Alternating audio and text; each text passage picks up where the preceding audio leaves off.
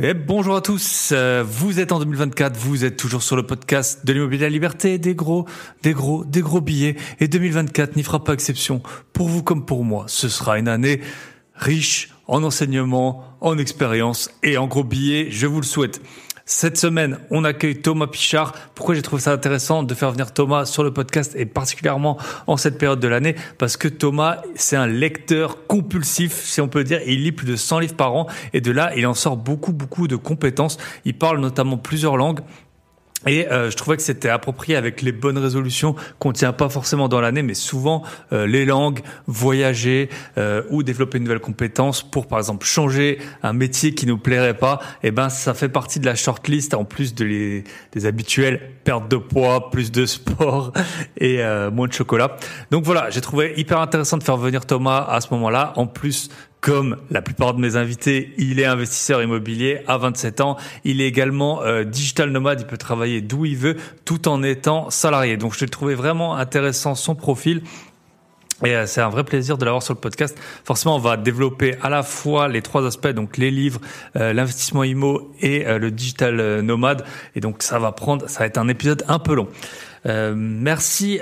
Pour revenir vite fait sur l'épisode de la semaine dernière avec Estelle, j'ai eu énormément de partages, énormément de retours. Les galères, c'est vraiment quelque chose. Ben voilà, on est tous concernés et parfois les podcasteurs, youtubeurs ont peut-être trop tendance à se focaliser sur les résultats et pas assez sur le process. On sait que c'est dur, on sait que c'est long. Et l'épisode avec Estelle, je pense qu'il vous a plu, principalement à cause de ça. Et puis en plus, elle est authentique, elle est sympathique, elle est dynamique. Donc tout ça fait qu'on a fait un bon épisode. Avant de commencer, j'ai encore 2 points à vous dire. Le premier, c'est la semaine dernière, donc j'ai enregistré 2 épisodes de podcast privé, donc qui sont pas encore sortis, mais ils vont sortir sur à la fois avec un banquier comment contourner les règles du HCSF et les 35%, et à la fois avec un ingénieur structure sur donc c'est les podcasts privés, ils sont en vidéo là, ça a été très utile. Il nous a partagé donc l'ingénieur structure, on a discuté ouverture, donc quand on veut ouvrir dans un mur porteur, extension, surélévation et aménagement des combles. Est-ce que le plancher, il peut supporter le poids ou non? Quel poids il faut prévoir? Qu'est-ce qu'on peut faire? Qu'est-ce qu'on peut pas faire? Quelles sont les solutions techniques? Comment identifier si un mur est porteur et pas juste en tapant pour voir si ça sonne creux ou non? C'est pas une solution infaillible. Donc tout ça, on l'a vu, c'était avec Paul, un ingénieur structure. Donc les 2 épisodes, ils vont paraître sur notre podcast privé. Si vous suivez depuis longtemps, vous le savez. Sinon, c'est www.boîteabillets.com ou alors vous allez sur grosbillets.com et là vous aurez tous les liens vers la boîte à billets notamment. Et donc le dernier épisode qui est sorti, c'est avec Marco qui est passé d'une Twingo à une Ferrari, maintenant Aston Martin, Audi RS6. Il a carrément plusieurs voitures, 100 mètres d'argent, donc juste avec des achats-reventes. Donc ça, c'est le dernier épisode qui est sorti. Le prochain épisode, ce sera sur la holding. Et puis ensuite, donc il y aura notamment ces épisodes. On en a d'autres aussi sur la décoration intérieure à prévoir, sur donc ingénieur structure et contourner les règles du HCSF. Tout ça, ça va paraître. Le prix de la boîte à billets, il augmente au même prix qu'augmentent au même rythme pour l'instant qu'augmentent les tarifs Netflix. Si vous êtes abonné à Netflix depuis longtemps, vous le savez, ça a commencé à 9 € et puis ça a monté. Donc plutôt vous nous rejoignez. Après, une fois que vous nous avez rejoigné, le tarif, il est fixe, il bougera plus jamais pour vous. Mais sinon, plus vous nous rejoignez tard, plus le prix que vous allez payer sera élevé. Merci en tout cas à tous ceux qui nous ont rejoints. Il y en a eu plusieurs encore cette semaine. On a largement dépassé les 100 personnes depuis un bon moment. Donc merci à vous, c'est le meilleur moyen de soutenir le podcast et puis aussi de soutenir vos finances perso parce que par exemple un ingénieur structure, pourtant j'en ai écouté des podcasts, j'en ai vu des vidéos YouTube et j'en ai jamais entendu. Alors que c'est quand même la base quand on achète un immeuble ou un appartement ou une maison, c'est de s'assurer qu'elle ne va pas s'écrouler. En tout cas, selon moi. Donc voilà, parenthèse, podcast privé. Et l'autre parenthèse, j'ai passé énormément de temps ces dernières semaines et c'était un vrai plaisir. Mais bon, c'est un peu comme écrire un mémoire si vous avez été étudiant sur ma formation sur la bourse. Je pensais que c'était le bon moment de la sortir. Les sociétés ont jamais eu des marges aussi hautes.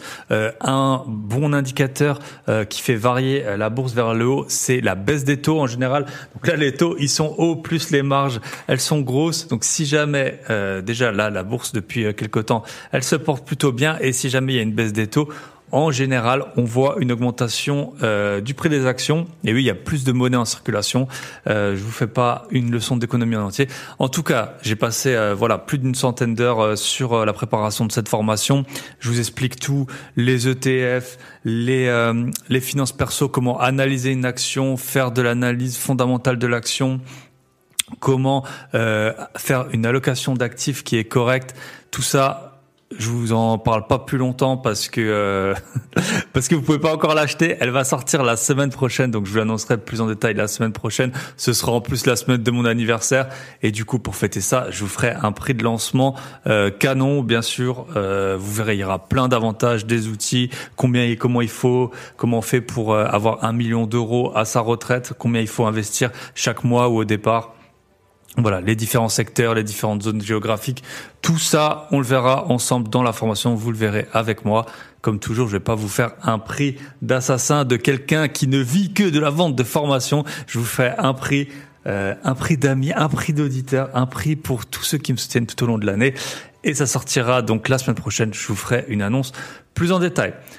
On est parti, on attaque. Comme toujours, pensez à partager. Merci à ceux qui partagent en story. Et pour l'algorithme d'Insta, moi, je peux pas toujours vous repartager, sinon il me banne en fait et plus personne voit mes stories. Mais merci à tous ceux qui partagent tout le temps, ça me fait trop plaisir. C'est comme ça que je continue. J'ai fait un sans faute l'année dernière, 52 semaines, 52 épisodes, plus les podcasts privés.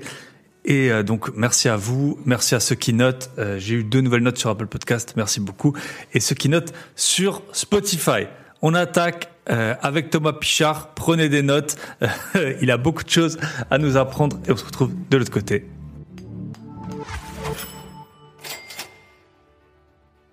Et bonjour, bonsoir. Ça dépend si vous avez un travail, si vous allez à la muscu. Pour nous, ce sera le soir. Et aujourd'hui, on est avec Thomas Pichard.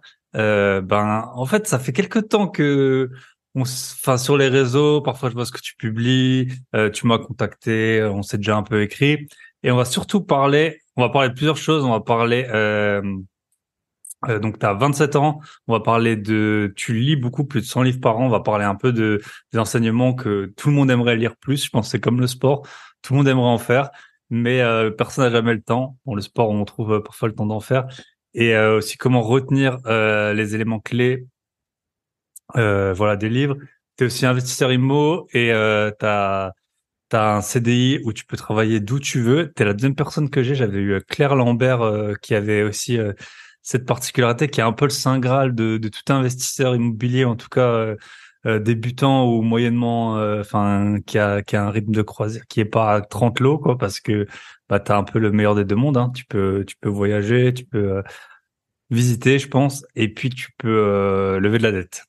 Donc voilà. Écoute, je te laisse te présenter rapidement. L'âge que t'as, tu peux dire d'où tu viens, et puis un peu plus précisément tes activités. Et ensuite, on parlera dans une deuxième partie justement des livres, de l'essence. Très probablement que cet épisode, il paraîtra début 2024. Donc bonne année à tous. et en tout cas, ça va aller de pair avec les bonnes résolutions, l'envie peut-être de s'améliorer. C'est le bon moment. Donc vas-y, Thomas, la parole est à toi. Ok, c'est parti. Alors bonjour à tous. Donc moi c'est Thomas Pichard. Je suis un Breton de 27 ans. Donc en ce moment j'habite à Rennes. Bonne année 2024 d'ailleurs si podcast en début d'année. C'est genre Patrick Sébastien là qui fait là qui enregistre. Alors moi du coup en gros je me passionne pour l'apprentissage, donc c'est quelque chose que j'adore faire. Donc là, sur les dernières années, par exemple, je me suis lancé le défi aussi de parler 8 langues d'ici mes 30 ans. Donc ça va être un peu compliqué, mais pour l'instant, j'arrive à en maîtriser 4 ou 5 à peu près. Et puis mon autre passion pour l'apprentissage aussi m'a amené vers la lecture de livres. Donc en gros, les livres, l'avantage, c'est que ça traverse le temps. On a beaucoup de connaissances en fait à apprendre à l'intérieur, et c'est pour ça en fait que je lis 100 livres par an. Donc c'est vrai que ça peut impressionner, c'est un chiffre qui impressionne. Même moi, ça m'impressionne quand j'arrive à la fin de l'année et que je fais le décompte et je fais waouh, il y a tout ça qui est. J'ai lu tout ça quoi cette année. Donc c'est vrai que c'est assez impressionnant. J'ai une belle pile de livres chez moi dans ma bibliothèque. Donc de livres lus comme de livres encore à lire. Donc Ok. comme quoi, même quand on lit énormément, on a toujours des choses encore à apprendre. À côté de ça, du coup, je suis investisseur en immobilier. Donc pour l'instant, j'ai investi dans un immeuble de rapport en Centre-Bretagne, donc qui avait 3 lots au départ, donc où j'ai fait une offre assez agressive à moins 30% au départ, qui est passé, donc c'était Off de nickel. bâtard, comme on a tendance à l'appeler, hein. Offre de bâtard, c'est ça. Ouais. Mon Donc associé, il m'a avec écrit pour la sémantique, là, ce matin, en me levant, il me disait, ouais, c'est à partir de combien que on appelle ça une offre de bâtard? Bon, après, ça dépend toujours du prix de départ, hein, mais moins 30%, bravo. ouais, donc là du coup j'ai mis moins 30%. Donc ce que j'avais à modifier, j'ai fait des travaux quand même à l'intérieur. Donc l'objectif c'était de transformer un local commercial et 2 appartements en 4 appartements. Donc sachant que j'avais 2 appartements loués. Et donc ça, c'est ce que la banque adorait aussi, c'est qu'il y avait déjà des locataires qui étaient en place. Donc et les locataires là remboursaient déjà l'emprunt à eux tout seuls. Ok. Et le reste des travaux en fait permettait de créer le cash flow supplémentaire aussi. Donc j'ai fait une division de garage aussi, non officielle, mais division de garage quand même. Donc il y a plusieurs garages aussi qui étaient même pas loués par l'ancien propriétaire. Donc ça, c'est vrai que ça arrive toujours. C'est sympa d'avoir ça en plus sur son cash flow.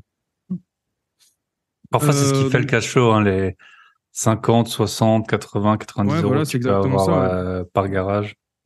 Puis là, bah, si on compte que le garage, j'ai dû faire un investissement de 1 000 € à peu près pour créer des cloisons à l'intérieur. Et ça me fait un rendement à peu près 110% à l'année, quoi, si on compte que le garage et l'investissement qu'il y a eu, quoi. Donc c'est vrai que c'est sympa comme type d'investissement. À côté de ça aussi, j'ai Et fait du un coup, peu de t'as combien de crypto. lots maintenant enfin, t'as Alors, combien de logements et de locaux donc, commerciaux dans cet immeuble? donc j'ai aucun local commercial, du coup, vu que Ok. Tu les as le local transformés. commercial, je l'ai transformé en 2 appartements. En gros, Ok. c'est un local commercial de 80 mètres carrés que j'ai transformé en 2 de 40.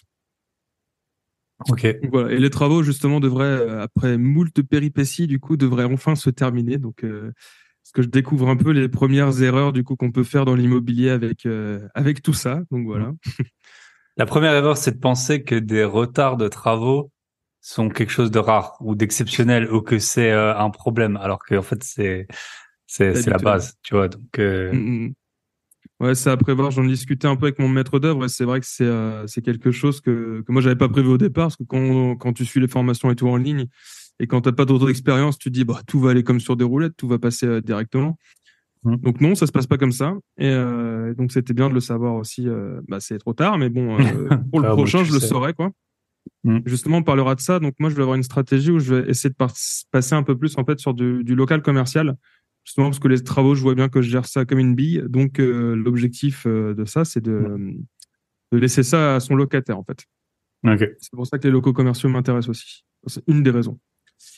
À côté de ça, donc j'ai essayé de l'investissement en crypto-monnaie. Donc j'ai commencé en 2017, là où mon cœur Bon a. moment, bon moment. J'y étais Ouais, aussi, je m'en ouais, souviens. ouais, bon moment, mais juste pendant la hausse. Donc en gros, pour donner les chiffres un peu, j'étais encore en école. J'ai mis 300 € dans une monnaie qui paraissait très intéressante, qui a fait x3 en 2 semaines, donc plus de 200%. Donc Hmm. ça, c'est vraiment génial. Donc là, tu montes ça à tous les copains, du coup, tu passes de 300 à 900, sachant que c'est limite le salaire que tu as en un mois à cette époque. C'est assez intéressant. Et par contre, un mois plus tard, du coup, c'était devenu 50 €, quoi. Donc je suis arrivé en plein bull run, j'ai fait un peu n'importe quoi, et puis voilà. Donc 300 € transformés en 50 et passé par 900 entre-temps. Euh, on l'a Donc tous fait, voilà. hein. Moi, je me souviens en 2017, j'avais mis, c'était 5 000 euros, c'était devenu 30 000 euros. Et ma mère, qui a plein de qualités, mais qui connaît rien du tout à la crypto, elle me disait, mais vends. Et sauf que moi, il y a des jours, je gagnais 1 500 euros. Enfin, en tout cas, à l'époque, c'était Blockfolio, c'était une appli, tu rentrais à la main, je pense Ah que oui, t'as je me connu, rappelle. hein, en 2017, Ouais, ouais, ouais, j'avais tu celle-là rentrais à aussi. la main les trucs, il y avait plein d'exchanges et tout. Et comme quoi, tu vois, parfois le bon sens, parce qu'en fait, quand tu lis un peu toutes les crises qu'il y a eu, que ce soit de la tulipe enfin, tout ce qu'il y a pu avoir depuis 1600 jusqu'à maintenant, en fait, c'est toujours les mêmes schémas. Et comme il y a déjà eu Mhm. des, là aujourd'hui, j'écoutais un podcast, c'était un truc, enfin, ça n'a rien à voir, mais c'était sur les Vikings qui sont allés aux USA, en Amérique. Et en fait, il y avait plein de fake news en 1900, comme quoi, enfin, donc déjà, en fait, et parfois on a un peu du mal on se pense que, tu sais, on est vraiment dans une période, alors souvent les outils, ils changent, mais en gros, les mécanismes psychologiques, c'est les mêmes. Et ma mère, elle disait, Mhm. mais vends au moins une partie et tout. Sauf que moi, quand tu prends 1 000 € parfois c'était même dans la soirée, tu te dis, non, mais elle Ouais, c'est comprend ça, hein. pas, tu vois, c'est un truc nouveau et tout. Et puis, au final, après, c'est redescendu. Je sais plus, j'avais dans les 9 000, j'ai tout revendu. J'ai bien fait parce que, mine de rien, ça demande beaucoup de charge mentale, hein, la crypto, enfin, les transactions, les réseaux, les adresses, voir que ça arrive quand tu veux rentrer sur des projets, des IDO, des ICO et tout. C'est, y C'est un être au métier, bon hein. moment et tout. C'est vraiment un truc de malade. Et t'as tous ces risques, liés à l'instrument, plus après tous les risques opérationnels de te rater sur l'exchange, là, il y a quand vous écouterez, c'était il y a quelques semaines, il y a Binance là qui a pris une amende de 4 Mm. milliards de dollars, je crois. Le CZ là, il est parti alors que c'était un peu Ça sort de la la star crypto, des hein. CEO, des cryptos et tout. Donc voilà, la crypto, c'est bien, c'est intéressant et ça t'apprend beaucoup aussi sur plein d'autres trucs de la vie parce qu'en fait, les biais psychologiques, c'est un peu toujours les mêmes, quoi, hein. Donc, comme Mm. on peut avoir sur les apparts, là, on a eu la hausse des taux, mais avant qu'il y ait la hausse des taux, il y avait une sorte de bull run sur les apparts, surtout dans les villes moyennes. Moi, j'ai pas mal d'appartements là-bas. En gros, ça devenait un peu débile, quoi. Ouais. Mm. Ah, c'est vrai que la crise de la tulipe, c'est la première bulle qu'on connaît. Celle-là, elle est jamais Ouais, remontée aussi haut d'ailleurs aussi. ouais, tu vois, c'est pour ça que parce qu'il y en a ils disent ouais si j'attends ça va remonter. Surtout les cryptos, autant le Bitcoin, l'Ether et tout, on peut être optimiste et savoir qu'il y a des cycles. Autant Mm. les petites cryptos, justement, qui faisaient x3 dans la journée, celle-là, à mon Ça, avis, c'est- tu les récupéreras plus jamais, quoi. Donc, Juste pour l'anecdote, du coup, j'avais dit à mon père du coup d'investir dedans aussi. Donc il avait investi un peu après moi, du coup, donc lui, il avait un peu augmenté au départ aussi. Et lui, il avait mis un peu plus, il avait dû mettre, je sais plus, j'ai plus les chiffres, mais ça avait été divisé par 10 aussi. Et donc divisé par 10. Et pas de lui, cadeau de Noël. il a toujours cette crypto-là et qu'il n'a pas revendue. Et du Ouais. coup, elle est, enfin, plus ça va, plus elle se déprécie, quoi. Ah, Donc au final, c'est ça, quand t'es pas sur les plus grosses crypto-monnaies, en fait, enfin, c'est un très gros risque, en fait. hmm. C'est un très gros risque. Ok. Donc voilà pour la grosse parenthèse crypto. Donc après ça, en fait, donc là, j'ai fait des études d'informatique, donc c'est pour ça aussi que je me suis intéressé à la crypto-monnaie, parce qu'au départ, c'était un peu un truc même pas trop réservé à l'investisseur, mais plutôt Hmm. au geek, on va dire. Donc c'est pour ça que je me suis intéressé. Et puis en sortie de mes études, en fait, j'ai commencé par essayer un peu d'entrepreneuriat. Donc j'étais toujours un peu dans le secteur des livres.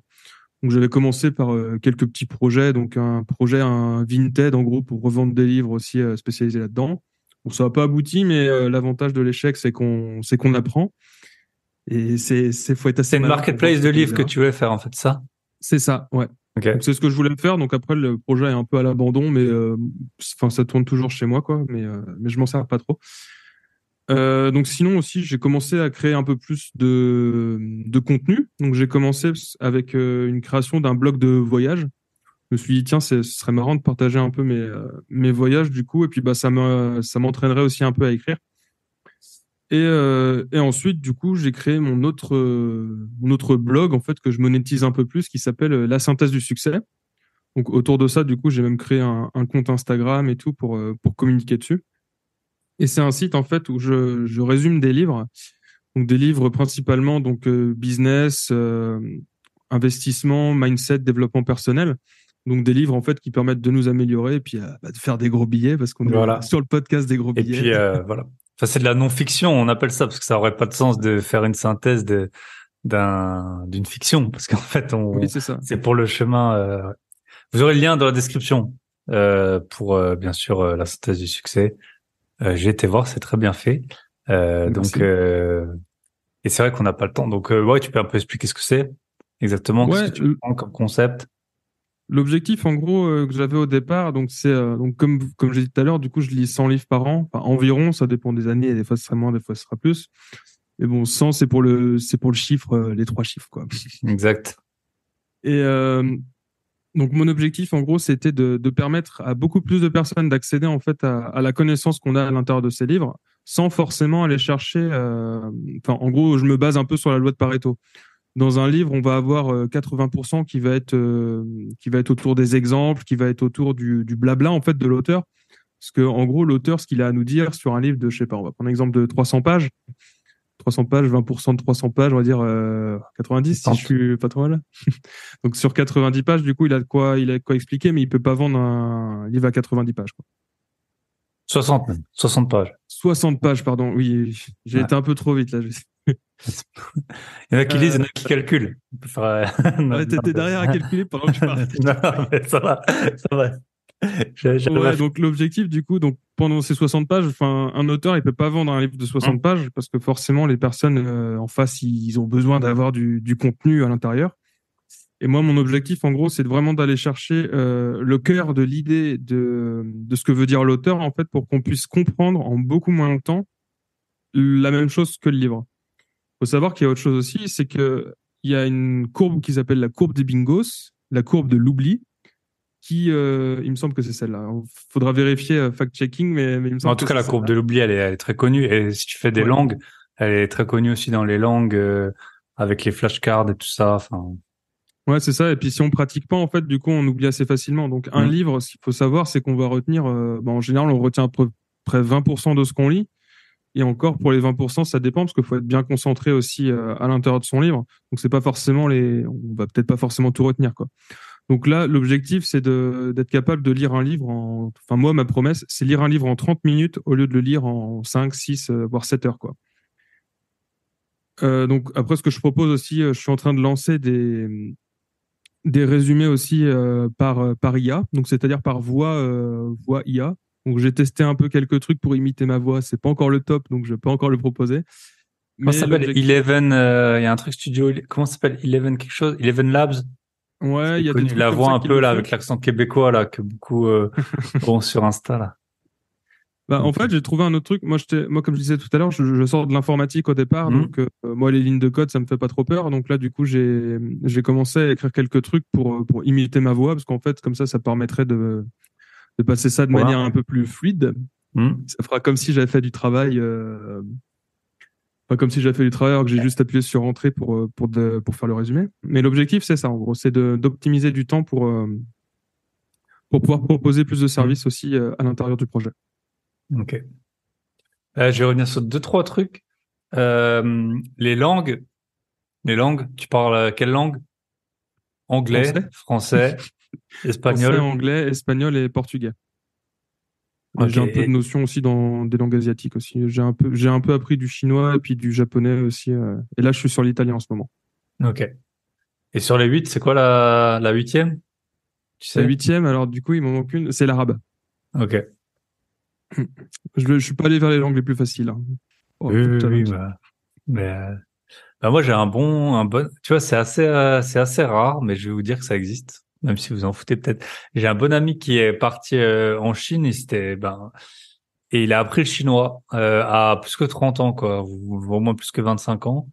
Et visiblement, il a un bon niveau de chinois, mais lui, avant de partir, il me disait, je crois qu'il faisait 17 heures par semaine de chinois, quoi. Donc, Mm, mais après, une langue, nous, on la parle toute la journée, quoi. Donc, mm. au Ouais, final, c'est vrai. 17 heures sur une semaine, c'est beaucoup quand t'as d'autres choses à faire, mais si t'es dans le pays, par exemple, c'est pas beaucoup. Donc, on peut apprendre, Et puis, il y a plein de pays, surtout en Asie, où les gens, ils parlent que la langue du pays, quoi. Donc, Bah, voir pour le plusieurs langues dans le pays, Mm, comme mm, mm. ça peut Ouais, arriver. tu parles des dialectes aussi, ouais. C'est vrai que pour le coup, je suis allé en Chine et pas le premier mot que je leur disais en chinois, c'était "你会说你会说英语吗?", ce qui veut dire est-ce que vous parlez anglais?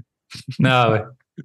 Et il Et comprenait? au final, non, il n'y a pas grand monde Mais il qui comprenait parlait ta anglais. question? Pardon? Il comprenait ta question quand même. Ouais, ouais, par contre, ils comprenaient ma question, ouais. Ouais. Ce qui est pas trop mal déjà. Ouais. Ouais, c'est ça, parce que moi, j'étais par exemple en Inde, et en Inde, il y a que, je crois, 8% des gens qui parlent anglais, et Il y a les gens qui l'hindi aussi, hein. parlent hindi, je saurais plus les chiffres, mais en tout cas, j'avais en tête, c'était moins de 20% des gens du pays qui parlent le hindi, quoi. Donc, alors tu parles aux gens, ils parlent trois langues, mais en fait, En fait, ça ne sert à rien. Donc, Ouais, en fait, ils les parlent pas tous, quoi. Ça dépend dans ouais, quel c'est endroit ça. tu vas dans le pays Forcément, aussi. quand les gens ils sont pauvres, ils voyagent pas beaucoup, tout ça. Donc Mm. voilà. Ok. Et les langues, tu peux raconter un petit peu comment tu t'entraînes, comment tu fais pour pas mélanger, comment parce que c'est quelque chose qui intéresse beaucoup de gens. Moi, j'étais en Amérique du Sud seulement 2 fois. Je parle pas du tout espagnol. Ça a été une grosse problématique et puis un peu une frustration. Donc ça m'intéresse. Ok, c'est parti. Donc alors au départ, en gros, on va commencer par l'anglais parce que c'est la première langue que j'ai apprise. L'anglais, en gros, j'ai toujours été nul, sauf pendant un été, du coup. Enfin, j'ai toujours été nul. J'ai été nul, on va dire, jusqu'à mon année de seconde. Et entre la seconde et la première, en gros, il s'est passé un truc, c'est que, vu que, comme je te disais tout à l'heure, je suis un geek, il fallait que je comprenne les présentations des nouveaux iPhones entièrement. Et vu que c'était pas traduit en français, il fallait que j'apprenne l'anglais. Donc, alors, Keynote pour de apprendre septembre. On connaît, on la regarde tous la keynote de la septembre. keynote de septembre, ouais. La keynote de septembre et la keynote de juin aussi, qui est la keynote qui est un peu plus sur les développeurs, en gros, et sur les présentations de mise à jour. Et donc, pour comprendre, en fait, ces keynotes, donc là, je me suis entraîné avec des sous-titres. J'ai regardé des séries en anglais, des séries, des films en anglais, mais sous-titrés anglais, pour que ce soit plus dur aussi, forcément. Ah, il y a Siri qui se lance, juste le couper. Oui, donc forcément, c'est plus dur quand c'est en anglais que quand c'est en français. Je meuble un peu. Mais oui, et puis après, sinon tu fais que lire le français. Ouais, c'est ça. Donc l'objectif, c'est vraiment d'aller vraiment se fondre dans la langue pour pouvoir vraiment faire un switch dans son cerveau.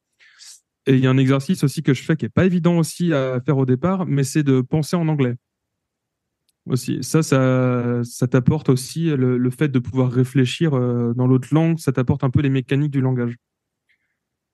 Et donc ensuite, j'ai appris l'espagnol. L'espagnol, du coup, parce que bah, c'est parlé dans beaucoup de pays. Et puis bah, forcément, au départ, il y a toujours une fille. Ça, c'est assez marrant.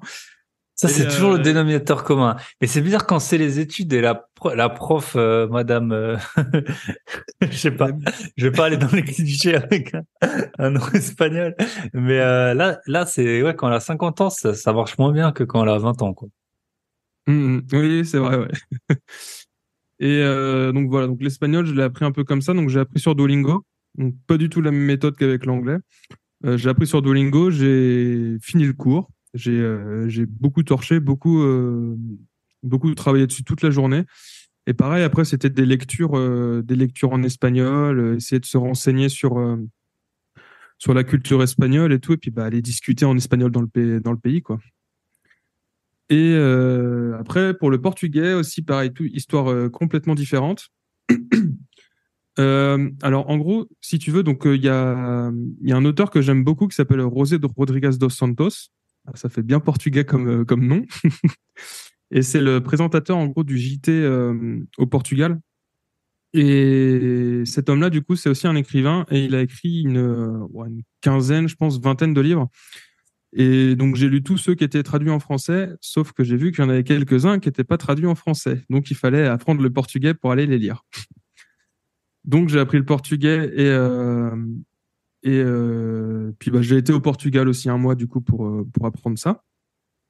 Et aussi, un autre truc qui est assez marrant. Donc, j'ai utilisé aussi une autre application qui s'appelle Tandem, qui permet de mettre en relation, en fait, des locuteurs natifs avec, donc là, en gros, ça mettait en relation des personnes qui voulaient apprendre le français et qui parlaient portugais avec des personnes qui parlent le français et qui voulaient apprendre le portugais. Donc voilà. Et c'est Donc quoi? C'est genre 10 minutes, 10 minutes. Enfin, il y a un sort. Comment tu non, en fait, choisis c'est la un langue? chat. C'est comme un Ah, c'est un messenger chat. si tu veux, ouais. Et puis après, tu peux parler. Donc tu parles un peu avec les personnes, tu apprends à découvrir. Moi, justement, je me Et suis lui, il fait t'écrit que en français. Toi, tu écris que en portugais. Comment ça se passe? En fait, ça dépend vraiment de ce que veut la personne en face. C'est vraiment comme si tu avais un ami que tu croises Ok. dans la vraie vie et puis tu dis, moi, je veux apprendre le portugais, toi le français. Ok, on discute sur Messenger. Ok. Sauf que dans cette application-là, ce qui est pas mal, c'est que tu as aussi de quoi traduire en fait les phrases que tu vas envoyer. Donc ça, Hmm. c'est super intéressant, quoi. Ok. Et aussi, et aussi avec Tandem, donc du coup, j'ai rencontré ma copine avec aussi, donc ça, c'est assez drôle, qui est brésilienne. Et puis, bah, forcément, donc là, comme je disais tout à l'heure, à chaque fois qu'il y a une fille, ça devient un peu plus simple, parce qu'on a toujours quelqu'un un peu plus à impressionner que s'il y a personne. Donc, c'est vrai que ça a bien aidé aussi pour apprendre le portugais. Ok, bah top.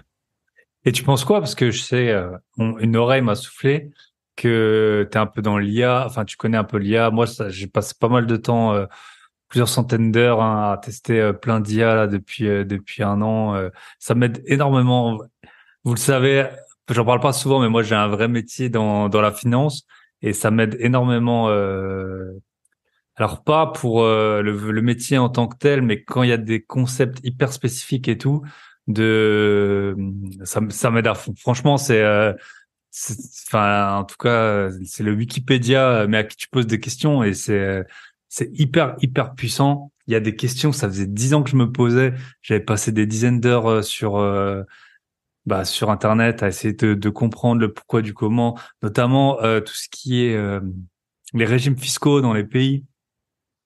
Bah forcément, c'est des trucs, t'as pas beaucoup d'infos sur tout ce qui est, par exemple, pour ceux qui le savent pas, mais la Hollande, c'est un gros paradis fiscal. Et si tu veux savoir pourquoi la Hollande est un paradis fiscal, si tu tapes sur Google, t'auras des infos hyper superficielles, quoi.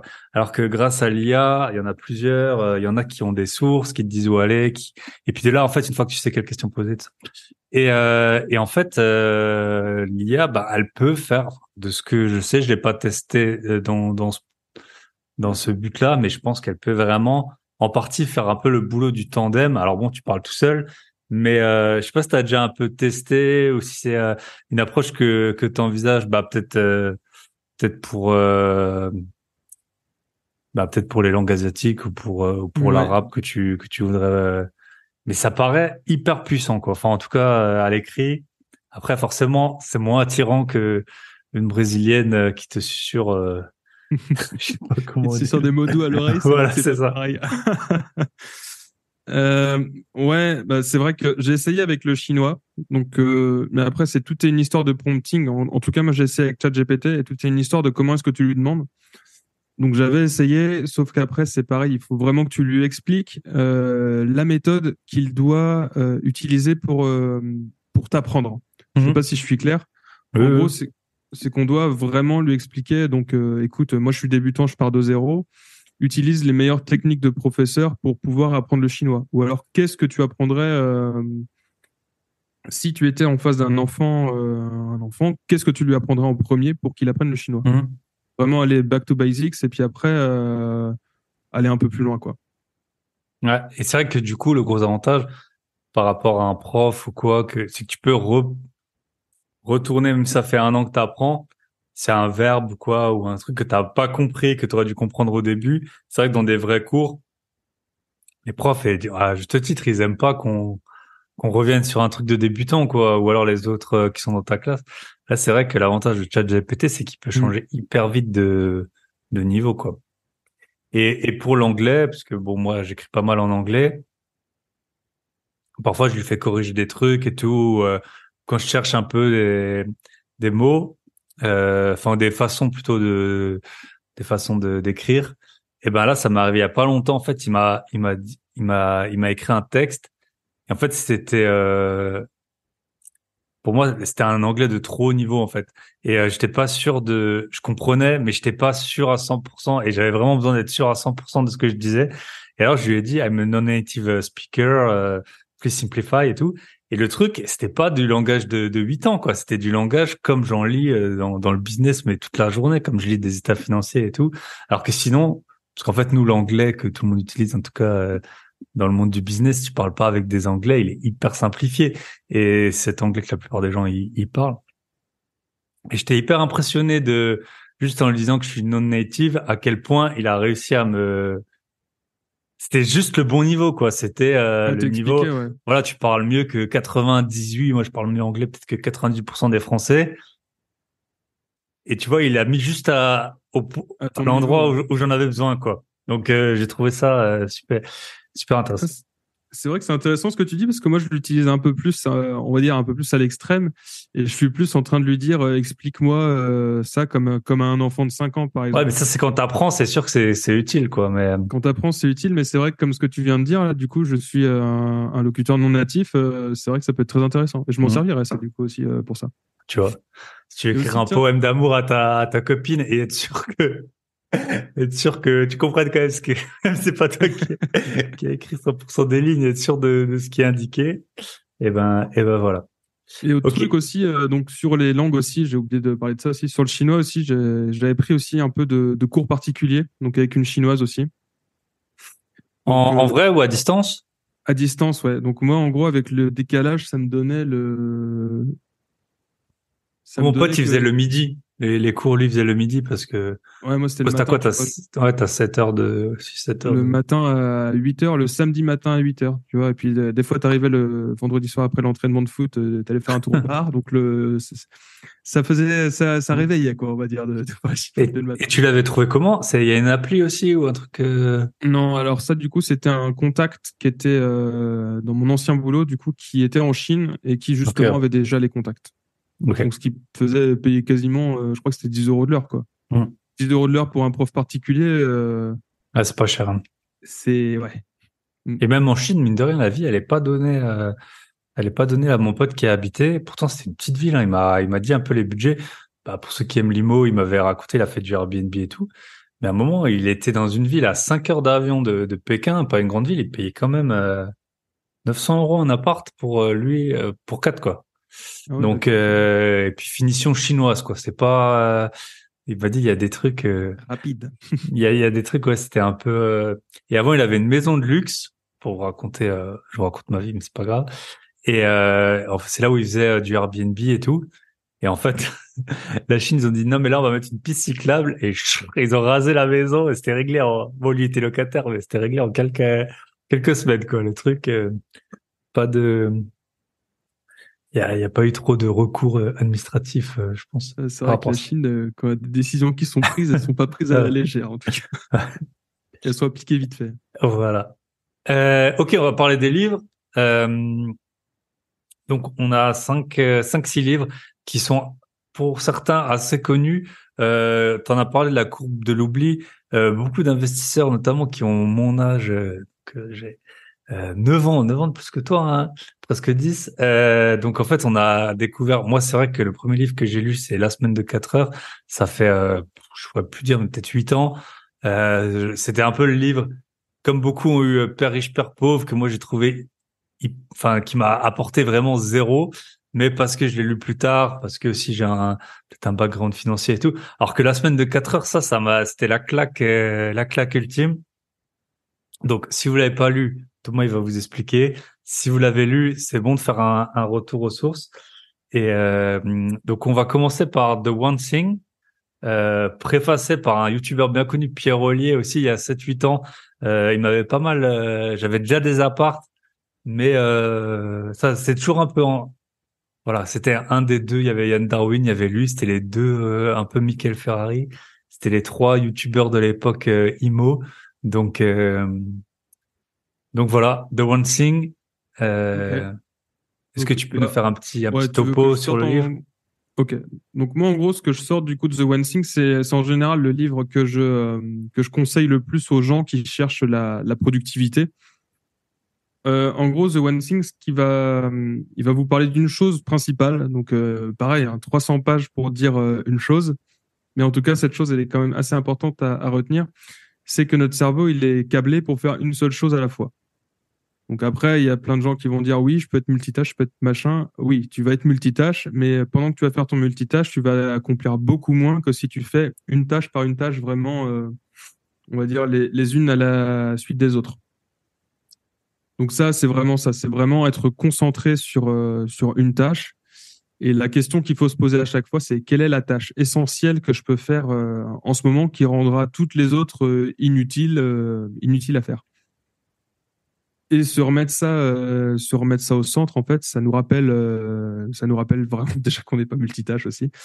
Et ce livre-là, en fait, il développe aussi pas mal d'autres outils de productivité, mais c'est vraiment ce qu'il faut en ressortir.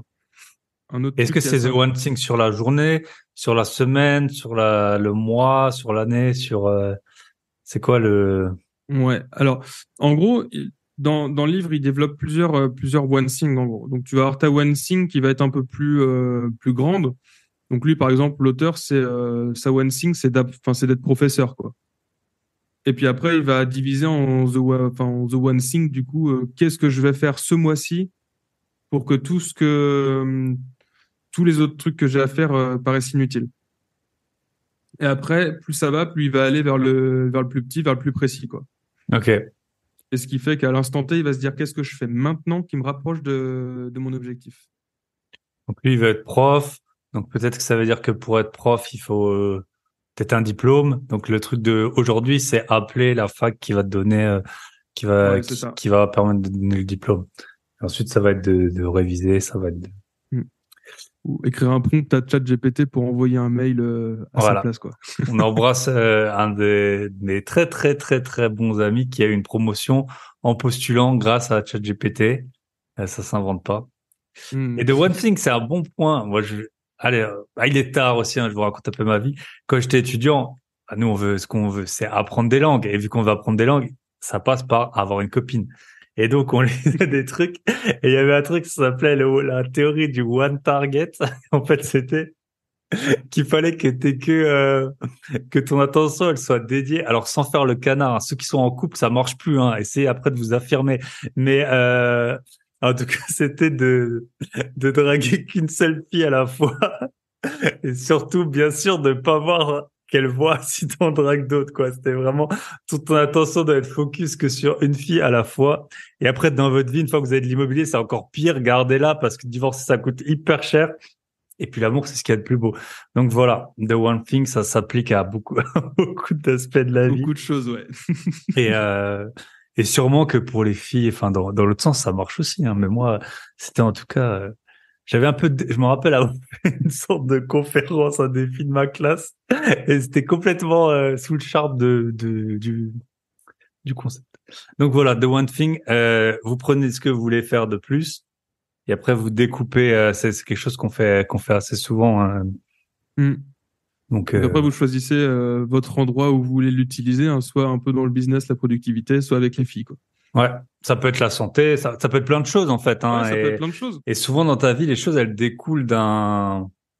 Tu vois, par exemple, moi, je parle de moi. Alors ce soir, là, je reviens. J'étais à la soirée de nos chers amis Gentlemen Investisseurs, et en fait, peut-être que c'était pas vraiment un besoin, mais en fait, depuis que j'ai ce podcast, j'ai rencontré plein de gens par l'intermédiaire du podcast.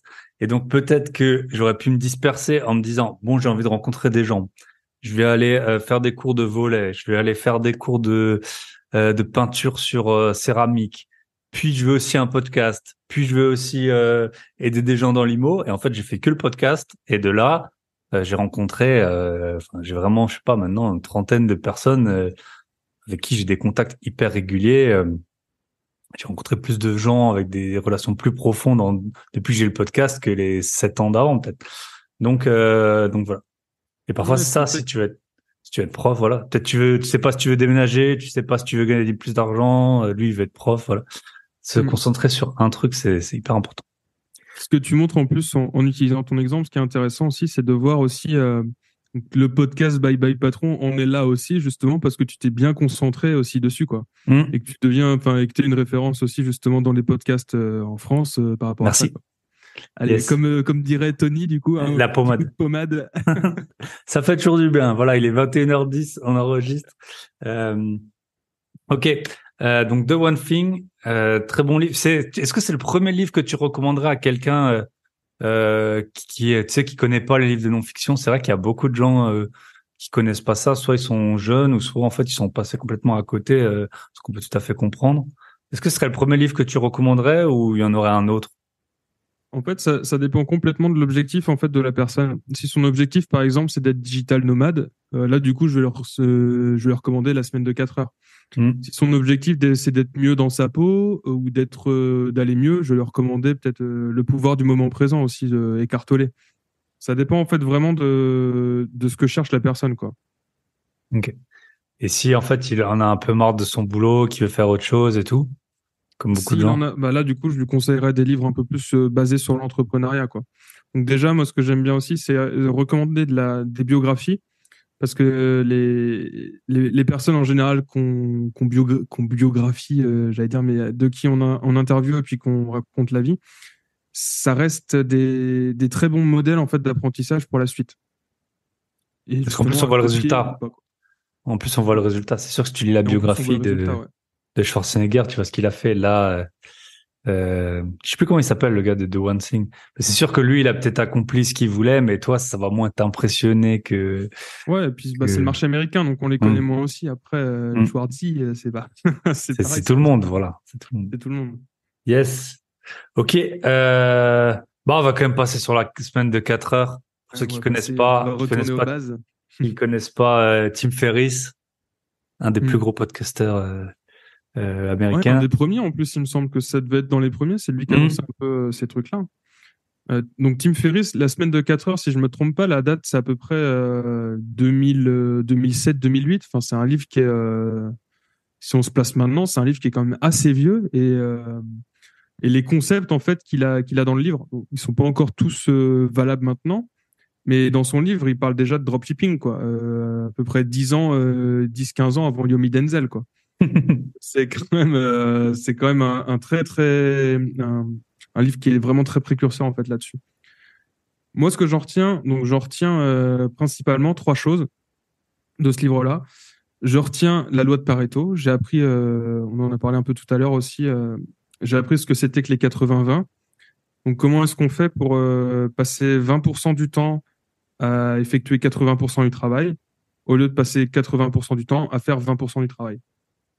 Et après, ça vous sert dans tout. Ça vous sert dans vos amis, dans vos finances, dans vos... Voilà, si vous faites un virement tous les mois qui s'appelle épargne, vous allez plus épargner. Enfin, moi, j'ai un virement automatique depuis peut-être, je sais pas, 8 ans. Tu vas plus épargner que si tu regardes combien tu comptes tes courses, que tu as les tickets, les tickets de la ménagère, moins 50 centimes sur les 4 Yoplait. Donc voilà, ça c'est typiquement un bon exemple de Pareto. Et puis on peut l'utiliser dans tout. C'est ça qui est assez impressionnant en fait, c'est qu'on peut, si on réfléchit bien et qu'on prend assez de recul sur tout ce qu'on fait en fait, on va aller se concentrer. Bah, ça va être encore un peu sur les one thing. On va dire que le 20%, c'est un peu la one thing en gros qui te permet d'accomplir le plus de travail en le moins de temps possible, en le moins d'heures possible, en le moins d'argent possible à dépenser. Enfin, il y a toujours un calcul en fait à faire là-dessus. Mm. Mais pour comprendre cette loi, il faut être capable aussi de prendre énormément de recul. Sinon, donc la deuxième chose que je dois retenir de la semaine de 4 heures, c'est de créer des systèmes en fait qui travaillent à notre place. Donc ça, c'est justement un truc qui est très très bien connu des personnes qui s'occupent de faire de la vente en ligne. Donc avec des systèmes de, bon, sans aller dans le trop technique, hein, mais des systèmes de pages de vente avec avec un système de paiement en bas Et et puis une l'emailing. formation à vendre derrière, quoi. Mm.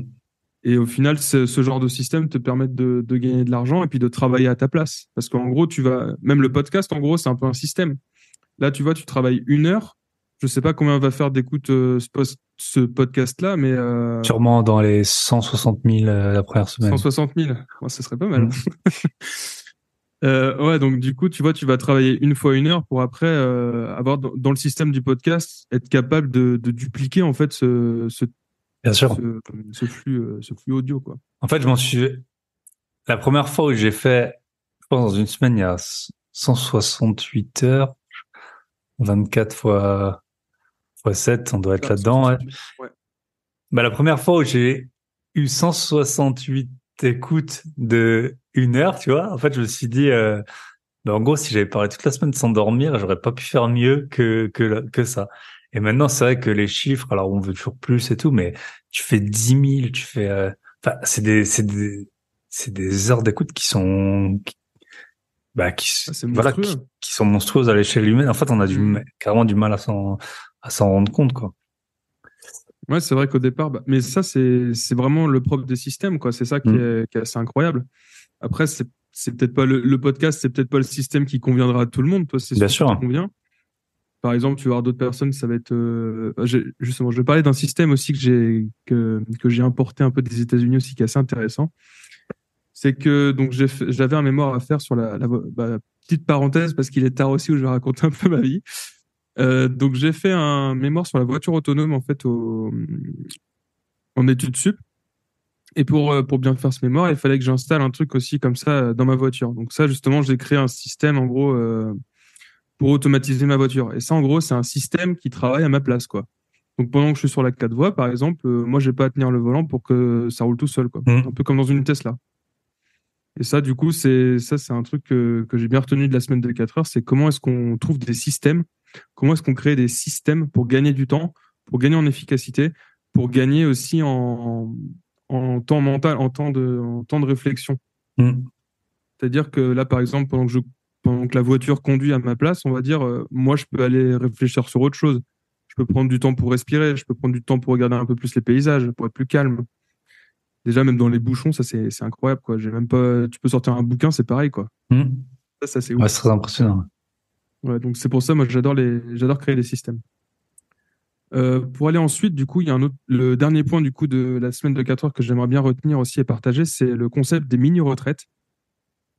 Donc, en gros, lui, ce qu'il dit, c'est qu'au lieu de partir en vacances pendant 2 semaines, pendant les grandes vacances, là où Bison futé annonce rouge pour descendre dans le sud, au lieu de partir à ce moment-là, en gros, ce qu'il propose, lui, c'est de partir plutôt une semaine par mois à l'étranger ou alors, on va dire, 2 semaines tous les 2 mois, quoi, mais pour vraiment prendre du recul un peu et vraiment se vider la tête, quoi.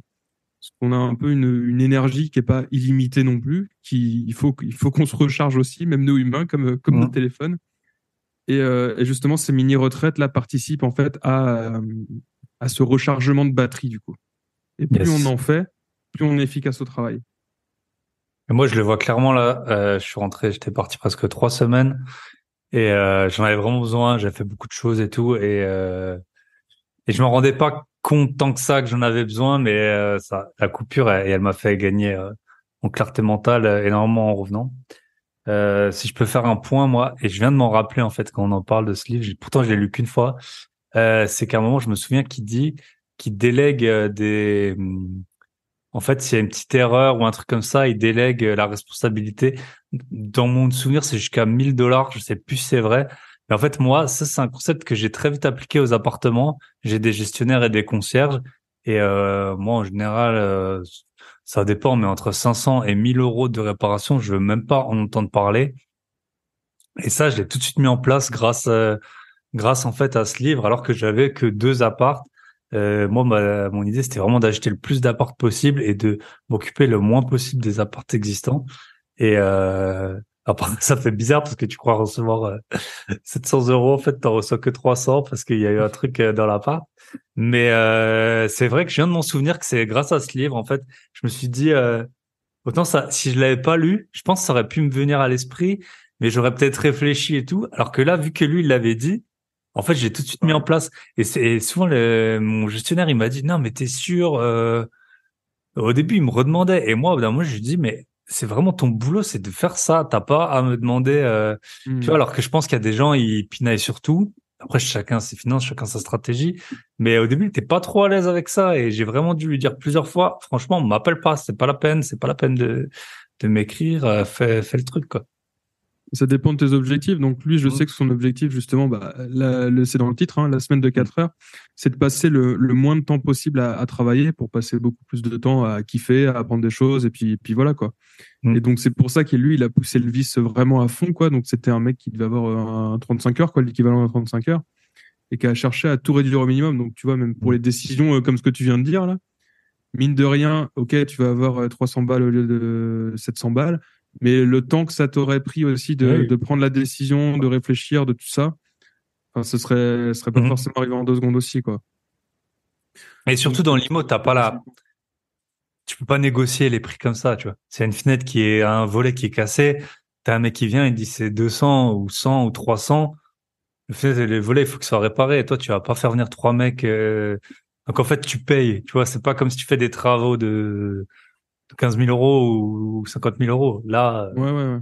c'est cassé. Voilà, le mec il vient, là, tu payes. Limite, le gars, il devrait venir qu'une fois. Tu vois. Et en général, ils viennent 2 fois. Ils te font un devis, mais en fait, il devrait venir qu'une fois. C'est cassé. Voilà, faut réparer. Donc voilà. Et après, un autre truc que j'ai retenu de ce livre, et c'est marrant, je parle, c'est moi qui parle, c'est il parle vachement des titres, tu vois. Et moi, pour les podcasts, c'est hyper important les titres. Souvent, c'est ça qui va faire les écoutes ou non. J'ai 2 petits livres sur Amazon. Pareil, le titre hyper important. Il y en a un que Il y en a sur lequel j'ai passé beaucoup plus de temps à écrire le livre et peut-être un peu moins sur le titre et il se vend 4 fois moins bien que l'autre, quoi. Donc le Mm. titre, la vente, en fait, quoi que vous fassiez dans la vie, vendre, c'est le plus important quasiment. Je vois pas, à part les métiers, si t'es médecin, les gens ils viennent tout seuls, mais sinon quoi que tu fasses, si t'es musicien, enfin de toute façon on le voit bien, les artistes qui sont connus, c'est parce qu'ils ont C'est des ceux qui vendent le personnalités de mieux. fou. Voilà, enfin Ils ont un bon merchandising aussi à ouais c'est côté. Et tu ça. regardes, je sais plus, j'avais vu ça aussi justement sur Star Wars pour regarder si c'était les films ou si c'était le merchandising à côté qui Hmm. rapportait le plus de sous. Ah ouais, C'est voilà, pas ouais. les films, hein. C'est Yes. pas forcément les films qui rapportent, mais Ouais. c'est les mecs qui savent vendre derrière. Donc, voilà. Savoir vendre, que vous soyez, et même si tu es salarié en CDI classique, si tu sais te vendre, c'est un truc de fou. Tu peux changer ta vie, elle peut complètement changer, que ce soit dans les promotions, dans les nouveaux boulots que tu peux avoir et tout. Donc voilà. Et puis lui, il avait fait des tests, je crois, avec Google Ads et tout. Je me rappelle plus trop bien, mais il avait vraiment testé là son titre de la semaine de 4 heures. Tout le monde te dit, enfin tous les rageux ils disent ouais, mais en fait c'est pas vraiment 4 heures. Mais le titre il est trop bon. Tout le monde s'en Euh, rappelle. hmm. Voilà. Et puis 4, ça marche peut-être mieux que 5, tu vois, en plus. Et Ouais. puis là, si tu testes pas, tu sais pas. Et c'est ça qui est Ah, assez cool, c'est qu'il a vraiment poussé le truc assez loin lui aussi. Même sa, yes. cou- Même sa couverture, il me semble qu'il avait essayé aussi. Il avait mis genre devant des librairies pour voir si les gens Ouais. ils achetaient avec telle ou telle couverture, quoi. Ouais, voilà, c'est ça.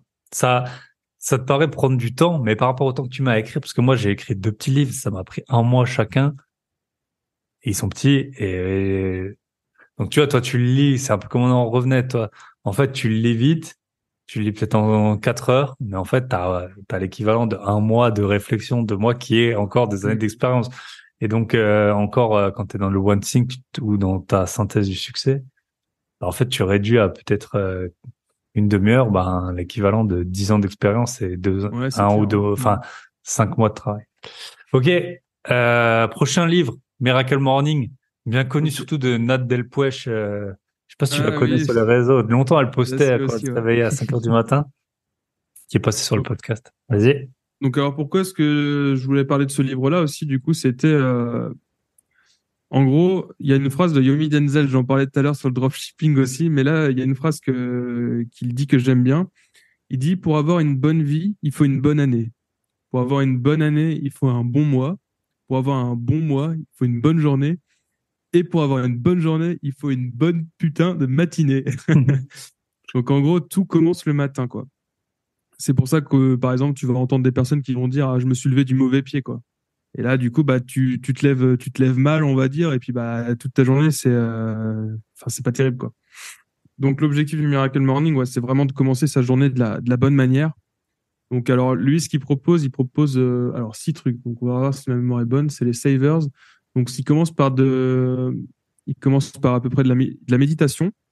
Donc il fait 5-10 minutes de méditation. Après, il va faire des affirmations, de la visualisation, de l'exercice, de la lecture et de l'écriture. Donc lui, il fait ces 6 activités-là.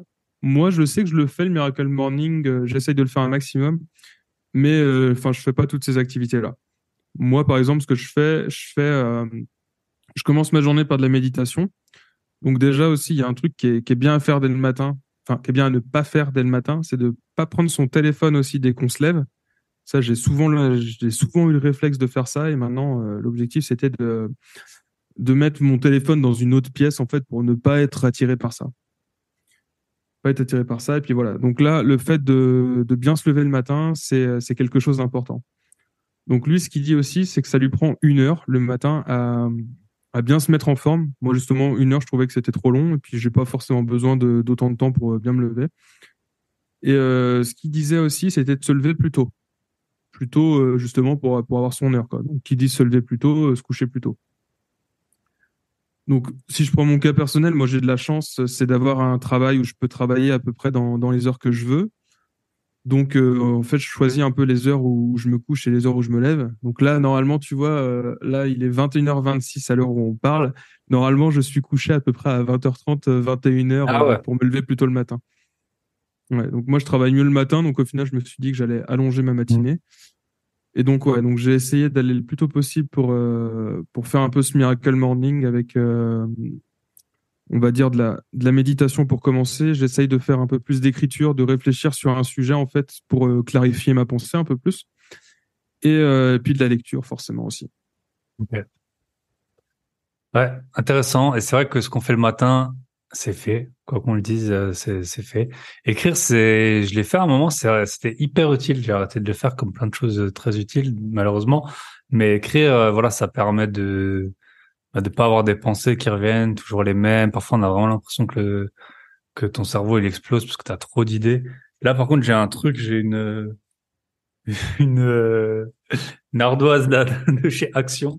Je pense que ça a coûté 2 euros. Ça m'a j'en ai plusieurs et ça m'a vachement aidé. Je fais des listes, des trucs que j'ai à faire et tout. Je les fais par écrit et comme ça, j'oublie pas. Et ça m'a apporté beaucoup de clarté mentale par rapport à ça et ça m'a permis de faire beaucoup de choses. Parfois, les journées, t'as plein de trucs, tac, tu notes, tu notes, tu fais. Mm. Donc ouais, Miracle Morning, pas mal. Assez dur enfin moi j'avais essayé un peu, mais assez dur à tenir. Les 6 trucs, c'est peut-être un peu trop. Moi je Ouais. sais que le sport le matin, j'arrive pas. Mon corps il est pas réveillé. C'est dommage parce que c'est là où tu es sûr de le faire. Après il y a d'autres choses. Ça dépend quel sport aussi. Donc lui, Hmm. je sais que dans son livre, il parle de course à pied. Moi, je sais que le matin, justement, je suis un peu comme toi. Moi, du coup, je préfère de faire du truc plus tranquille. Donc moi, c'est plus du yoga, tu vois. Je vais faire 10 Hmm. minutes de yoga tranquille. Et encore, pas du yoga sportif, on va dire, Acro-yoga là. du yoga étirement, quoi, on va dire. Hmm. Donc vraiment du truc plus basique. Mais l'avantage, en fait, c'est que ça va te permettre de mettre ton corps en mouvement dès le matin. Et pour reprendre un peu les paroles de Tony Robbins, en gros, c'est la vie, c'est le mouvement, quoi. Et donc, quand tu te mets directement dans le mouvement dès le matin, ton esprit il commence à se chauffer beaucoup plus vite. Et donc là, du coup, t'es beaucoup plus à même de commencer à travailler vite. Yes. Prochain livre, Deep Work. Celui-là, je l'ai pas lu. C'est Ouais, un iceberg, hein, je pense, sur la c'est couverture, ça. non? Ouais. C'est un iceberg, un titre, enfin, un fond bleu à peu près avec un iceberg, Hmm. avec justement comment est-ce qu'on fait pour aller beaucoup plus en profondeur dans les choses qu'on fait. Alors en gros, pour la jeunesse du livre, c'est un livre qui a été écrit par Cal Newport. Ce gars-là, en gros, c'est un gars qui n'a pas de réseaux sociaux, il a juste un blog. Et en gros, il s'est rendu compte que les réseaux sociaux, en fait, ils nous éloignaient souvent de ce qu'on devait faire, en fait, de notre concentration, en fait. Ils nous enlevaient du temps de concentration, tout simplement. Et justement, avec notre civilisation du poisson rouge, c'est vraiment de plus en plus compliqué de se concentrer, du coup, maintenant. Donc, même moi, je le vois, hein, j'ai encore beaucoup de mal à rester Horrible. concentré Moi, le si mon téléphone, téléphone est à côté. c'est l'enfer. Moi, le matin, quand j'ai beaucoup à faire, le téléphone, je le mets dans une autre pièce. J'arrive Mm. pas à, et je pense qu'on est tous comme ça. Enfin, en tout cas, tous les gens un peu de notre génération. On n'arrive pas à ne C'est pas une drogue. regarder notre téléphone. Tu regardes un arrêt de bus, t'as tous les gens de moins de 40 ans, ils sont sur leur téléphone. Mm. C'est un truc de malade. Et Mais donc, moi, c'est, ouais, carrément, je l'éloigne, je l'éteins, mode avion et tout. De temps en temps, il y a un mm. locataire qui t'a appelé. On a fait ça. Mais ouais, sinon, t'arrives à rien faire, quoi. Enfin, moi, c'est vraiment le téléphone, on n'en parle pas. Enfin, on en parle, mais pas suffisamment. En tout cas, je trouve pas. Les gens, ils arrivent plus à bosser, quoi. C'est un truc de malade, quoi, hein, franchement. Ouais, mais moi, je veux pas dire les gens, je veux dire que j'en fais partie aussi. Ah oui, mais moi, je suis le pire. Moi, je suis complètement dedans. C'est très, Ouais, très compliqué, justement, de rester concentré, en fait, à partir du moment où tu peux avoir une notification. Donc, déjà, j'ai une bonne astuce qui donne dans le livre aussi, qui est activée aussi pour beaucoup de monde, c'est d'enlever les notifications. Donc, ça, c'est un truc que j'ai fait. Moi, je crois qu'il doit me rester juste les notifications de WhatsApp, les mails, j'en ai plus. WhatsApp, SMS et appel. Donc, c'est les 3 endroits où on peut ouais. communiquer avec moi, je veux dire, pour que je réponde en instantané. Oui, le bon coin aussi en ce moment, parce que j'ai des Le apparts Bon à Coin, ouais. louer. Mais le Bon Coin, c'est des bâtards parce qu'eux, ils t'envoient des genres de promos. Tu sais, ouais, vente flash. Sauf que toi, t'es obligé d'avoir une notif Le Bon Coin vu que tu Mm. loues des apparts. Et tu peux pas, enfin, je crois pas que tu puisses mettre que les messages, que tu veux que Bah, les messages. justement, Et du je coup, sais c'est pas si c'est ouais, possible avec le bon coin. le colis, et puis toi, tu te dis, ouais, ça y est, c'est bon, c'est vendu, ou c'est le colis à 1,99 pendant 3 jours. Putain, fait chier. Ouais. Mais c'est marrant parce que moi, c'est aussi les seuls notifs que j'ai, c'est les mails, on en reçoit trop, donc j'ai que les WhatsApp et c'est déjà beaucoup. Hein. Les WhatsApp, mine de rien, c'est un peu, je pense, la next step. C'est enlever les notifs WhatsApp et les À regarder intervalles réguliers, ouais. que quand tu veux les regarder. Donc moi, ce que je fais avec ça, en gros, pour être un peu avoir le meilleur des deux mondes, on va dire, c'est donc là, je vais mettre en silencieux certaines conversations dans WhatsApp. Donc surtout les conversations de groupe ou les trucs comme ça où tu vas avoir beaucoup de gens qui vont discuter en fait à l'intérieur. Toi, tu vas recevoir 50 notifs et puis voilà quoi. Et sinon, tu as aussi les modes de concentration sur l'iPhone aussi qui sont assez intéressants pour ceux qui utilisent ça. Moi, je sais que j'utilise vachement ça aussi. Donc par exemple, dès que je mets le mode travail, j'ai mon écran qui se met en noir et blanc. Donc là, c'est un fait que tu as regardé. Donc vu que c'est un fait que tu as regardé, tu l'utilises pas quoi. Et ça, c'est une bonne astuce aussi à avoir. Parce que par exemple, si la notification, tiens, petit aparté pour comment dire, un peu de psychologie, on va dire humaine. Par exemple, si les notifications sont rouges sur l'iPhone, c'est pas un hasard, c'est parce que c'est la couleur qui ressort le plus à nos yeux quoi. Et donc le fait de mettre en noir et blanc, en fait, l'avantage c'est qu'on va plus avoir ces stimulus visuels en fait. Ok, intéressant. Voilà, donc pour revenir à Deep Work, en gros, donc ce qui est assez conseillé là-dedans, donc, c'est de supprimer les notifications, quitter les réseaux sociaux aussi. Donc quitter les réseaux sociaux peut-être pendant un moment en fait, parce que c'est principalement ça en fait qui va abîmer notre capacité de concentration. Quand on regarde, donc moi je regarde dans mes stats sur les réels, donc tu as un taux de rétention à peu près à 100% pour les 3 premières secondes, mais dès que la personne, enfin ça zappe très très vite. Et vu que ça zappe très très vite, en fait les gens ils sont plus habitués à se concentrer. Même sur des vidéos d'1 ou 2 minutes, enfin, c'est très très compliqué pour des gens de rester concentrés et puis de te redire en fait ce qu'ils ont entendu à l'intérieur. Et plus tu zappes, bah, c'est encore un peu l'histoire du multitasking aussi, du multitâche dont on parlait tout à l'heure, c'est qu'ils vont avoir plein d'infos qui vont arriver dans leur tête, sauf que toutes ces infos qui vont arriver dans leur tête, en fait, y a rien qui va rester, quoi. C'est pour ça que tu vas regarder sur TikTok, tu vas rester 1 heure, tu vas dire, t'as regardé quoi? Alors là, le mec, pour qu'il te dise 5 vidéos, il sera incapable de te le dire. Yes. Mais on le voit ça dans les films, tu vois, regarder un film, et moi ça peut m'arriver aussi, hein. Tu regardes un film chez toi, un film peut-être attendu et tout, et en fait, ou une série, et au bout d'un moment tu prends ton téléphone, quoi. Alors que le truc, il est déjà fait pour te stimuler, entre guillemets. C'est pour ça aussi que beaucoup de gens lisent pas, parce que, bah, mine de rien, la lecture, c'est encore une stimulation qui est plus faible, enfin, la plupart du temps, qu'un film, parce que c'est moins visuel et tout ça, il y a moins de... Donc en fait, les gens ils sont hyper vite déconcentrés. Et moi le premier aussi. Hein, peut-être que pour les livres, peut-être j'y arrive un peu mieux que certains, mais au bout de 5 minutes, t'as déjà envie de regarder ton téléphone, quoi. Donc Et tu vois, en plus, là, Hollywood a compris ça aussi, et les scènes ont été quasiment divisées par 2 en longueur aussi. Donc là où tu pouvais avoir enfin pas les scènes, je veux dire les coupures au montage de plans. En gros, tu vas avoir un plan, les plans vont durer 15-20 secondes. Maintenant, j'ai fait l'exercice de regarder aussi après avoir eu l'info. En fait, c'est bluffant, quoi. Quand tu regardes des vieux films, tu vas avoir, je sais pas, les gendarmes à Saint-Tropez, tu vas avoir des séquences qui font 2, 3, 4, 5 minutes, quoi, des fois. Mais là, tu vas sur un nouveau film, c'est quasiment impossible de trouver des séquences qui soient aussi longues que ça. À chaque fois, c'est tout le temps coupé parce que les gens ont toujours besoin d'être plus stimulés. Parce que c'est ce qui arrive avec les réseaux sociaux. Donc là, le conseil, c'est vraiment de les quitter, ne serait-ce qu'un moment pour faire une petite détox, pour pouvoir justement retrouver un peu plus de concentration, quoi. yes. Et l'habitude de concentration. Donc, ouais. On va faire encore un seul livre et après on viendra un peu sur. T'as le choix entre les 2 derniers qu'on a choisis. Ok. Enfin, que On t'as n'a pas choisi. encore parlé d'habitude et les deux parlent d'habitude, donc c'est parfait. Donc on va pouvoir mélanger un peu les deux si tu veux. Donc je vais parler d'Atomic Habits. Atomic Habits, en gros, c'est un livre qui est vachement intéressant, qui nous parle en fait des habitudes. Bah oui, habitudes. En gros, qui nous dit principalement que si on n'arrive pas à mettre en place des habitudes, c'est pas l'habitude le problème, c'est plus l'environnement aussi qui est un peu le problème. Donc ça, c'est quelque chose d'intéressant. On en parlait tout à l'heure en plus. Donc là, tu vois avec ton téléphone, comme quoi tu n'arrives pas à te concentrer dans la même pièce s'il y a ton téléphone. Bah, si tu changes ton téléphone de pièce, ton habitude est beaucoup plus facile à mettre en place. Ouais. Par exemple, boire un verre d'eau dès le matin. Si ton verre d'eau, il est juste à côté sur ta Ta table de nuit. sur ta table de nuit, ouais, enfin, tu vas le boire ton verre d'eau. Mm. Alors que si le verre est encore dans le Mm. placard, tu vas pas, ça va être plus Mm. compliqué, quoi. Ah, t'as un Donc, bon livre, Nudge aussi, je pense que tu l'as lu.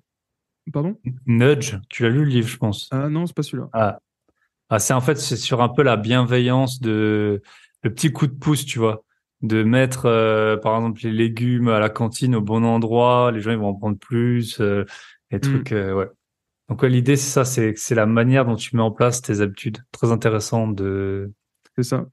si tu Donc, veux une vie pareil. saine, enfin pour moi, si je veux une vie saine, par exemple, ma vie elle se ressemble un peu tous les jours quoi. Que je voyage pas mal, bah si je voyage, ça va complètement casser un peu les habitudes, alors que si t'es dans un environnement stable, beaucoup plus simple de bien dormir, beaucoup plus simple de faire du sport, beaucoup plus simple de manger, maîtriser ta nourriture et tout ça. Hmm, hmm. Donc C'est comme, ouais, c'est comme vas-y. par exemple aussi, on parlait un peu du sport tout à l'heure dès le matin.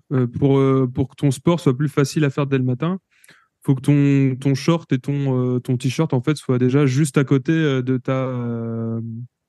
ton lit. Limite que tu dormes avec pour dès le matin, tu sors et tu as déjà les pieds dans tes chaussures. Parce que ce Direct. qu'on dit sur la course à pied, le plus difficile, c'est pas d'aller courir 5 km. Le plus difficile, c'est de mettre ses chaussures et puis de passer le pas de Mhm. porte.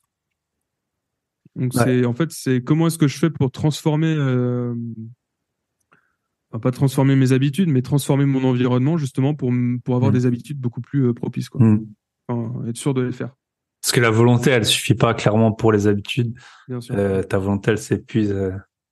Je vais citer un grand philosophe, le Raptor. Tu connais le Raptor? Le Raptor dissident, ouais, je connais. Ouais. Il est en fait, j'aime trop. En fait, il dit, t'as la volonté, après t'as la discipline. C'est comme ça en général Mhm. bah, c'est un peu lié à ce qu'on disait. Voilà, bien mettre, peut-être comment t'organises ton intérieur, comme moi les podcasts. Je sais que tous les mercredis, il y a un podcast qui sort et quoi qu'il arrive, ben ma semaine elle tourne en partie autour de ça. Et lui, après, le dernier point de motif, je sais pas si tu le connais, c'est Non. en fait, il a une liste de tous les gens qu'il déteste et à qui il veut surtout pas donner raison et à qui il veut bien leur montrer que lui, il a bien réussi et que c'est des merdes. Et donc ça, c'est sa troisième couche de motif. Et mine de rien, t'as plein de gens, tu vois, après une rupture, par exemple, qui vont changer du tout au tout, tu vois. Ouais, On moi, tu on vois, l'a ça a été tous mon vu, cas. tu Hein. vois. Mhm. Et en fait, parfois, peut-être t'es bridé dans ton couple, je sais pas quoi, mais parfois c'est juste en fait, ouais, ben je vais montrer à mon ex que je suis Ouais. plus beau, je suis plus C'est un très bon brillant. moteur. Et justement, il y a une interview d'Anthony Bourbon qui est sortie cette semaine, là, je sais pas où je l'ai vu. Mais en gros, c'est de se servir de cette souffrance, de ces trucs-là, en fait, pour justement enfin, faire des choses que tu n'aurais pas fait avant, quoi. Hmm.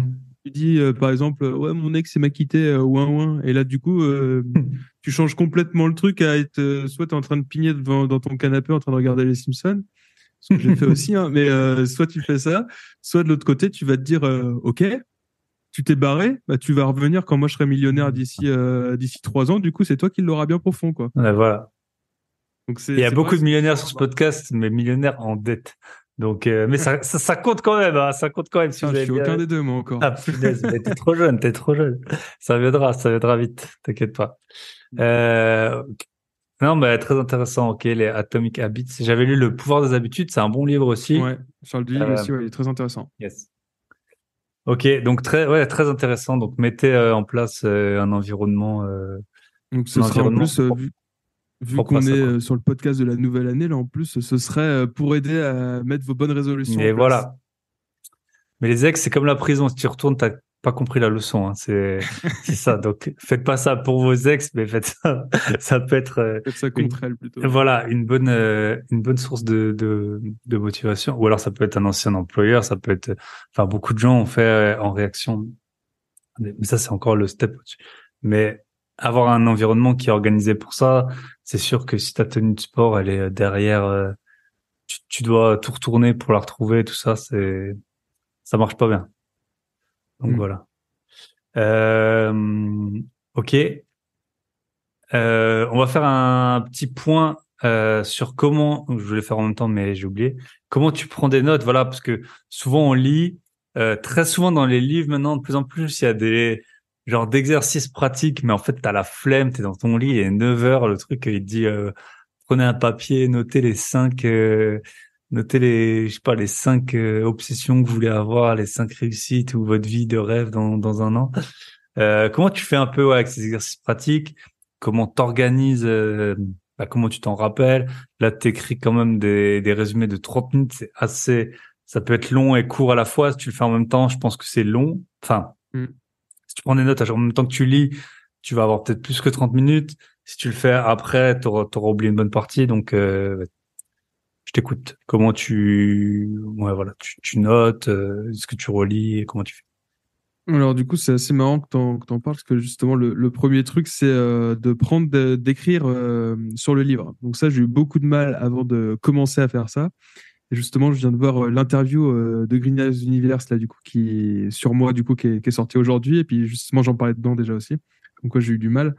Mais c'est vrai qu'écrire sur le papier, en gros, on va avoir différentes mémoires. On va avoir la mémoire auditive, la mémoire visuelle et la mémoire kinesthésique. Donc en fait, le fait de d'écrire dans ton livre pendant que tu le lis, ça va activer deux mémoires. Donc ça va activer la mémoire kinesthésique parce que tu vas écrire à l'intérieur ce que tu vas surligner et la mémoire visuelle parce que bah pour lire faut encore des yeux quoi. Sauf si tu utilises un livre audio quoi et dans ce cas-là du coup tu as la mémoire auditive et puis la mémoire kinesthésique si tu écris en même temps. Donc moi je suis team papier, même si tu vois comme je disais un geek, même si je suis geek de base, j'utilise le papier au Mhm. départ pour noter parce que du coup le papier l'avantage c'est qu'une feuille blanche tu peux dessiner des cercles, tu peux faire des schémas, tu peux faire des mind maps, tu peux faire vraiment ce que tu veux et ça c'est vraiment cool. Donc déjà je commence toujours par prendre des notes sur papier et une fois que j'ai pris des notes sur papier, après je vais aller tout stocker dans ce que j'appelle mon second cerveau. Donc c'est un concept qui est sorti depuis quelques temps là aussi. Donc en gros, c'est une application qui regroupe ni plus ni moins que toutes les notes en fait qu'il y a à l'intérieur. C'est pour ça que ça s'appelle grossièrement un second cerveau. Donc moi j'utilise Obsidian pour ça, donc parce que ça correspond très bien à ma demande, à ce que j'attends. Donc j'utilise ça et c'est un truc qui est assez pratique. Assez chiant à lancer par contre quand on commence, c'est assez frustrant de le lancer au départ. Mais par contre, c'est vrai que c'est pas mal dans la durée. Et du coup, c'est quoi tes notes papier que tu as scanné ou c'est quoi en fait que qu'est-ce- comment ça se regroupe, comment ça fonctionne en gros? Alors pour passer de l'un à l'autre, en fait, ce que je fais, c'est que donc j'utilise les comment dire enfin pas le dictaphone, bah si c'est ça le dictaphone. Non pour je veux dire pour parler, pour transformer ta voix en texte. C'est text to speech, mais je sais pas comment. Enfin speech Ta to text, voix. to text, mais Ouais, tu dictes quoi. En fait, tu ouais. dictes et... Putain la dictée vocale, ouais voilà, fallait Mhm. chercher chercher le plus simple. Ouais, en gros, donc ce que je vais faire, c'est que je vais créer une nouvelle note sur l'outil Obsidian. Et là-dessus, sur la nouvelle note, j'ai juste à parler en fait de ce que j'ai écrit sur le papier. Et le fait de parler aussi en même temps, ça va aussi un peu structurer ma pensée. Tu vois, tu parlais d'écriture tout à l'heure. Et c'est vrai que l'écriture aussi, après un livre, après avoir pris des notes, ça permet de bien te le faire rentrer dans le crâne, quoi. Donc c'est pour ça que c'est pas mal aussi d'avoir ça. Et après Obsidian, c'est quoi? T'as genre ce livre et puis t'as des petites cartes, des petites notes, t'as quoi, des hashtags, t'as quoi, comment ça? Ouais, donc il y a le système de tag en fait avec Obsidian et il y a un avantage aussi qu'il n'y a pas dans beaucoup d'autres applications, c'est que celui-là en fait il va pouvoir relier des notes entre elles. Ok. Donc là par exemple tu vois, L'iPhone peut le faire là depuis pas longtemps, là. Depuis iOS 17 là, j'ai vu que c'était un ouais avec les gros tags, avancée. j'ai pas encore essayé avec la nouvelle version là, Hmm. mais je sais qu'avec Obsidian on a en plus on va dire une vue graphique en fait où tu vois toutes les notes qui sont interconnectées, donc Ok. tu as plein de petits points, plein de fils qui s'interconnectent et c'est hyper satisfaisant quand tu as bien avancé du coup enfin, quand t'as pas mal de notes, quoi. Quand t'as 5 notes qui s'entreconnectent, c'est pour ça que je disais que c'est frustrant au départ, parce que quand Hmm. t'as 5 notes, c'est un peu nul. Et là, du coup, je dois en avoir 800, 900, tu vois. Donc là, ça commence à devenir un peu plus satisfaisant, quoi, au niveau visuel. Et surtout, dans mon métier, du coup, je vais avoir beaucoup de création de contenu, en fait, sur les réseaux sociaux. Donc, le fait d'avoir tout ce contenu qui est regroupé, on va dire, au même endroit, ça facilite ça facilite ma création de contenu après. Parce que si je me dis, eh, tiens, j'avais lu ça dans un livre, mais je sais plus où c'était, et puis là, bah, je Hmm. retrouve l'info, et puis, puis je la ressors, quoi. Ok. Yes. Ok, là on a fait le tour. On va faire un dernier tour. Ça va être l'IMO et ton métier. Euh, du coup, t'es en CDI digital nomade, c'est ça? T'as pas de bureau. Ouais. Là, je suis chez moi, Euh, tu vois. comment tu l'as trouvé ce métier? Je pense que c'est la question numéro un qu'on te pose tout le temps. Ouais. Et puis voilà. Et puis après on va parler un peu d'IMO, bah, le fait d'être en CDI et tout ça. Donc dis-nous peut-être un peu ouais ce que tu fais. Et puis ouais, comment t'as trouvé ce métier? Donc, alors, ce métier, en fait, je l'ai trouvé par rapport enfin, on va parler plutôt de l'importance du réseau, en fait, qu'on se crée, et puis surtout dans le secteur de l'immobilier ou de l'investissement, c'est quand même c'est un secteur qui paraît grand quand tu es à l'intérieur, mais c'est vrai que c'est une toute petite niche, en fait, par rapport à tous les autres réseaux qu'on peut avoir sur Internet, ou même dans la vraie vie, quoi. IRL. IRL. Donc, en fait, donc moi, je travaille pour une personne, en fait, qui vend des formations en ligne. Je sais pas si je peux dire son nom ou pas, mais De toute façon, on le retrouvera, hein. Enfin, on le retrouvera peut-être si on cherche. Donc, je travaille pour une personne qui vend qui vend des formations en immobilier commercial, en gros, sur Internet. Et donc, comment est-ce que j'ai fait pour se trouver ce CDI? En fait, c'est pas moi qui l'ai trouvé, c'est plutôt lui qui m'a trouvé. Et l'histoire est assez marrante pour que je puisse la raconter quand même. Donc, on est en juin 2022 et il y a un séminaire qui se passe à Angers qui est fait par mon consultant IMO. Et il y a Benjamin, Étienne, Benjamin Etienne, c'est ça? qu'on salue. Ok, je lui passerai le bonjour. Ouais, c'est Bah, sympa de on passer le s'est vu deux, bonjour. trois fois, c'est très bien passé. Ouais, Il est très sympathique, ouais. ouais, très sympa aussi, Benjamin, j'aime bien aussi. Et, donc, pendant ce séminaire-là, en fait, mon futur patron, du coup, faisait une Speaker ou présentation, du quelque coup. chose, ouais. Ok. Pardon? Il était speaker sur Ouais, l'événement, ok. ouais, c'est ça, il était speaker sur l'événement. Et à la fin de son speech, en fait, il a lancé un concours sur Instagram.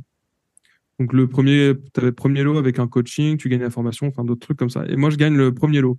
Je joue jamais à des trucs sur Instagram, mais là, ce coup-ci, j'avais joué, et puis je me suis dit, bah tiens, vas-y, on sait jamais, et puis je vais mettre ça. Donc, le coaching que je gagne, un coaching de malade, quoi, sur une journée avec lui et son associé. Et son associé, ce qu'il faut savoir, c'est il a des relations, du coup, qui permettent d'avoir enfin, il gare sa voiture en dessous de la place Vendôme. Mais pas là où t'as le ticket à l'entrée avec la barrière et tout. Lui, c'est un truc Là un où peu t'as les plus. Ferrari. C'est ça, c'est exact, bah, c'est là-dedans. Et j'ai eu mon coaching entouré d'une Formule 1, d'une Ferrari Monza pour ceux qui peuvent connaître un peu, donc ça reste assez rare, et entouré bah, de je ne sais combien de Ferrari aussi à côté, quoi. Donc il y avait plus de Ferrari que d'habitants au mètre carré, quoi, à la limite, place Vendôme là-dessus. Donc j'ai gagné ça là, et donc toute la journée de coaching. Et enfin un an plus tard quasiment, donc on se retrouve à un autre séminaire, donc ce coup-ci de Simon d'Aragon à Lille. Puis bon, on discute un peu, puis voilà quoi. Et puis il revient quelques temps après, puis il me dit bah écoute, je sais ce que tu sais faire, et est-ce que ça t'intéresserait de travailler pour moi? Qu'après justement j'étais en mode bye bye patron à l'époque et je me disais tiens un CDI ça m'emmerde un peu quand même. Mais après je me suis rappelé aussi quand même que tu as quand même pas mal de bons côtés quand même au CDI. Ne serait-ce que, bah, surtout, je débute en fait dans l'entrepreneuriat aussi, donc forcément, j'ai pas des super revenus. Mais l'avantage du CDI, c'est que tu vas avoir des revenus qui vont être, on va dire, récurrents. Tu vas avoir une stabilité financière. Et puis là, en plus, moi, j'ai de la chance aussi, c'est que je peux travailler de n'importe où et quand je veux. Quand j'expliquais tout à l'heure que je travaillais mieux le matin, moi, ma journée elle commence à 7 heures. Et par exemple, je vais bosser 3 4 heures le matin. Et après, je vais rebosser un peu dans l'après-midi, quoi. Donc, ma journée est vraiment étalée sur la journée, quoi. Et l'avantage de travailler sur sa journée comme on veut, c'est que tu vois, par exemple, j'ai envie de prendre un petit temps de pause le midi pour aller marcher dans la ville ou je sais pas, aller, enfin, Visiter un n'importe quel autre appart. truc, quoi. Acheter un appart, mettre des locataires en location, tous ces trucs-là. Enfin, c'est là-dedans, du coup, je suis vraiment, merde, j'arrive plus à trouver mes mots, alors. Comment ça se fait tard?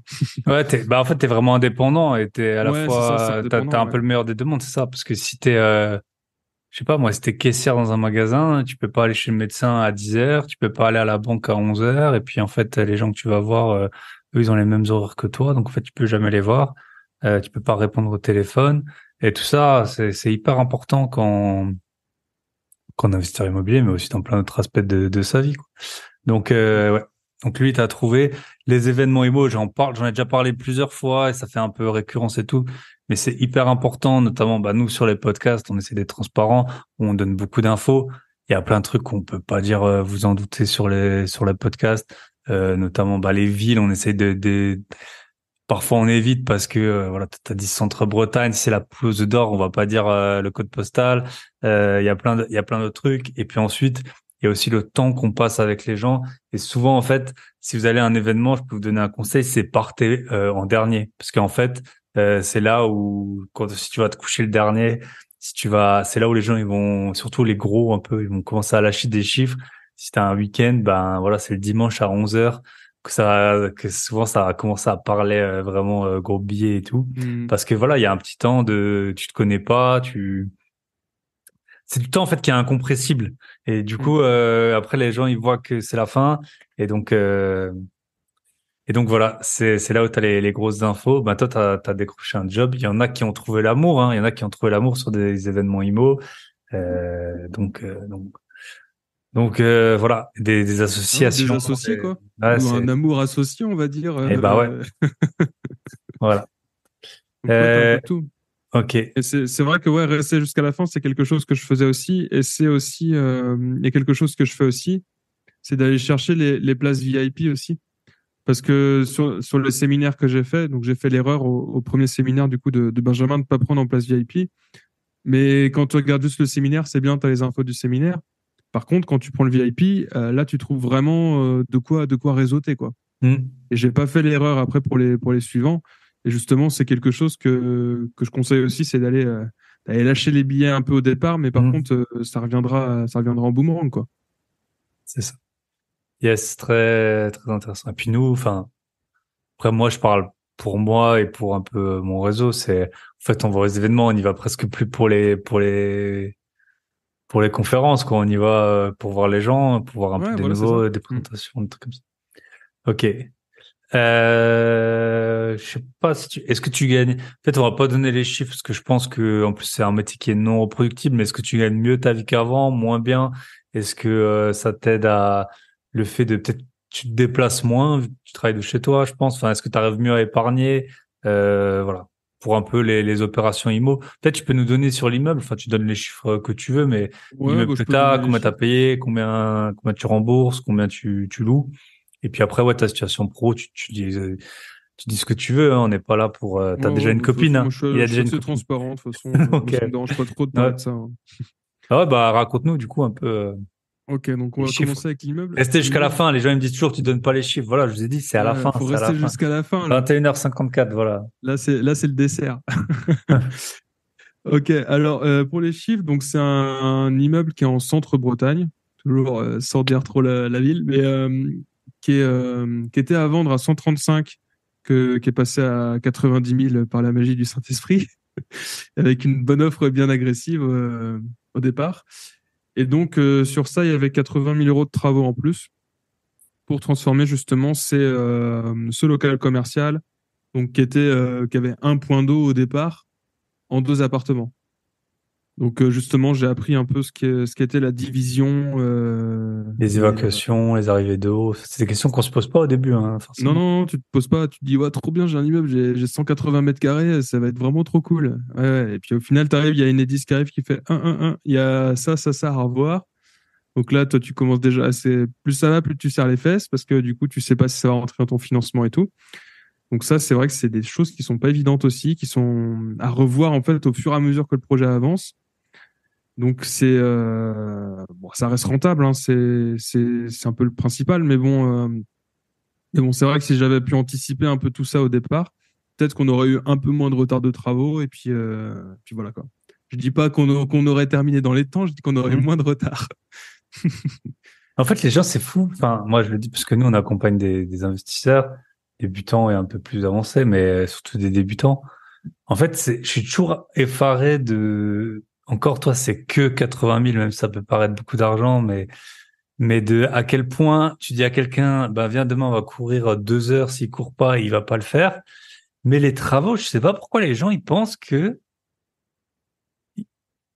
ils savent faire ou enfin je sais pas comment dire mais ça Mhm. moi- même moi encore maintenant si tu me parles en dizaines de milliers d'euros de travaux je sais très enfin je sais déjà ce que ça représente, je sais tous les problèmes que tu peux avoir et pourtant j'en ai acheté des apparts, mais il y en a t'as l'impression que c'est juste un chèque et en fait c'est pas un chèque et c'est beaucoup Non, non. chaque euro de travaux, c'est beaucoup de stress, beaucoup d'incertitude et ça arrive très souvent que pas faire des travaux, acheter un truc qui est déjà fini, bah c'est mieux quoi de tous les aspects, c'est parce qu'au moins tu Mhm. payes le prix qui est prévu, tu te retrouves pas avec parfois vaut peut-être mieux payer 200 sur que avoir un truc où tu crois que c'est 150 et en fait c'est 180 et les 30 t'es obligé de les mettre de ta poche ou de faire un crédit conso sur 5 ans ou 4 ans. Mhm.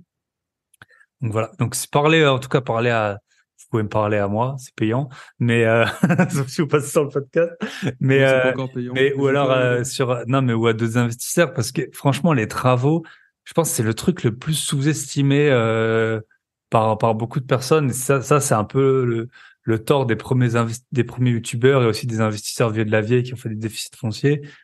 Les gens ils pensent faut faire des travaux et acheter 100 000 et 100 000 de travaux, c'est pas la même chose qu'acheter 200 000. Enfin, fini, quoi. Donc, Bah, je c'est pas la même charge mentale. Ah, Non, voilà. non, c'est clair. Et donc, ok, t'as 4 appartes maintenant là-dedans. C'est Donc, ça. Donc, 4 appartes et 2 garages. et combien tu loues Quatre en appartes tout? et deux. Combien, combien quoi? Combien tu vas louer en tout? Combien tu loues en tout? Combien je loue en tout? Ça va donner à peu près, on va dire 1700, 1650, 1700. Parce que là, du coup, les deux lots, les deux, les 2 apparts sont pas encore loués. Mais là, du coup, j'ai commencé par mettre des prix assez chers pour pouvoir voir un peu ce que les personnes allaient pouvoir, comment leur réaction. Hmm. Et justement, je préfère les mettre assez chers pour pouvoir un peu trier un peu plus les locataires. Et justement, après leur dire, bon, écoutez, je sais bien que je suis un peu plus cher. Au lieu de vous mettre à 450, je vous mettrai à 430, quoi. Donc là, Ok. en plus, du coup, tu fais une réduction et puis après, tu lui montres ce que ça fait à l'année. Tu dis, ah ouais, ça fait quand même 120 euros à l'année, quoi. Enfin, même pas 120, ça fait 240 €, ouais. 240 ouais, plutôt à l'année. Puis là, du coup, quand tu parles de 240 à l'année, ça intéresse beaucoup plus. Puis là, tu as des locataires qui sont plus intéressés là-dessus, quoi. Ok. Et plus fiables aussi en général. Enfin, en tout cas, de ce que j'ai pu entendre sur divers podcasts. Donc, 1700 et t'as un emprunt à 1000 € après. Un peu moins, même, je Oh, pense. 1000, ouais, 1000, 1100 à peu près, ouais. Ok. Bah, Donc ça cool. fait encore un peu de cash flow, donc c'est assez intéressant. Bah, bravo. Bravo pour une première, Merci. première opération. Voilà. Ça a été de la sueur, des larmes, des cris. C'est ça. Mais en tout cas, Ok. là, c'est bon, ça va être fini d'ici quelques jours. J'ai plus grand-chose à faire, quoi. Ok. Et du coup, pour la suite, tu veux racheter Ouais, pour la suite, en fait, j'aimerais bien passer sur des locaux commerciaux, justement pour éviter de passer par des cette travaux, partie de travaux. taxe Et d'habitation, taxe foncière, on connaît. Taxe foncière, parfois ouais, tu tu peux peux la refacturer, ouais. la refacturer. Taxe d'habitation, il y a eu pas mal de problèmes là ces derniers mois avec les déclarations, les gens qui se sont fait. Je lisais encore aujourd'hui un gars qui était locataire, qui allait habiter dans un nouvel appart, mais qui était en travaux. Il s'est tapé la taxe d'habitation sur. Enfin, ils ont dit que l'appart en travaux c'était une résidence secondaire. Donc voilà, Hmm. les impôts. Pour prendre de l'argent, ils sont là. Quand il faut le sortir, j'ai l'impression Un que peu les plus portes sont compliqué. grandes ouvertes, hein, mais pour le prendre, là, c'est Hmm, hmm, le hmm. pitbull, quoi. Ouais, Ok. ouais, c'est vrai que bah, j'ai même vu qu'il y avait eu des problèmes aussi avec des enfants qui avaient reçu les taxes foncières aussi. Ça, c'était sympa, ça aussi. Ouais. T'as dit, le gamin, il a 8 ans, il doit payer 1500 euros de taxes foncières, là. Ouais, j'ai pas vu ça, mais ouais. Ouais, il y a Bravo. eu ça aussi, le cas là aussi. Ouais. Donc, c'était la petite parenthèse. Ouais. Mais c'est vrai que les locaux commerciaux, en fait, t'as beaucoup d'avantages. Même si c'est un marché qui est un peu plus fermé, un peu plus occulte, Mm. bah, l'avantage, du coup, moi, c'est que j'ai suivi la formation sur l'immobilier commercial et puis et j'ai suivi des formations sur de l'habitation. Et à faire le choix, en fait, c'est pareil. Hein. Il y a pas forcément tout de bien en immobilier Mm. commercial ou tout de mauvais en habitation. C'est à mesurer, bien sûr. Mais par contre, moi, du coup, les avantages que je vois en commercial, du coup, c'est pas ceux que je peux retrouver en habitation, quoi. Mm. C'est pour ça que j'aimerais bien faire un peu d'habitation, de partir sur du Commercial. commercial et essayer de faire un peu de courte durée aussi pour pouvoir générer un peu plus de cash. Yes. Et commercial, tu chercherais quoi? Des entrepôts, des magasins, Non, des plutôt des restos? boutiques en pied d'immeuble. Ok.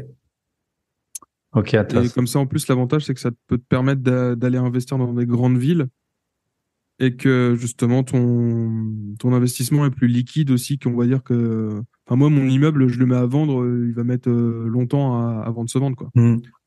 Vaut mieux le garder. Enfin, c'est un investissement que je vais garder. Contrairement à une boutique, par exemple, là, c'est un truc qui peut se revendre un peu plus facilement.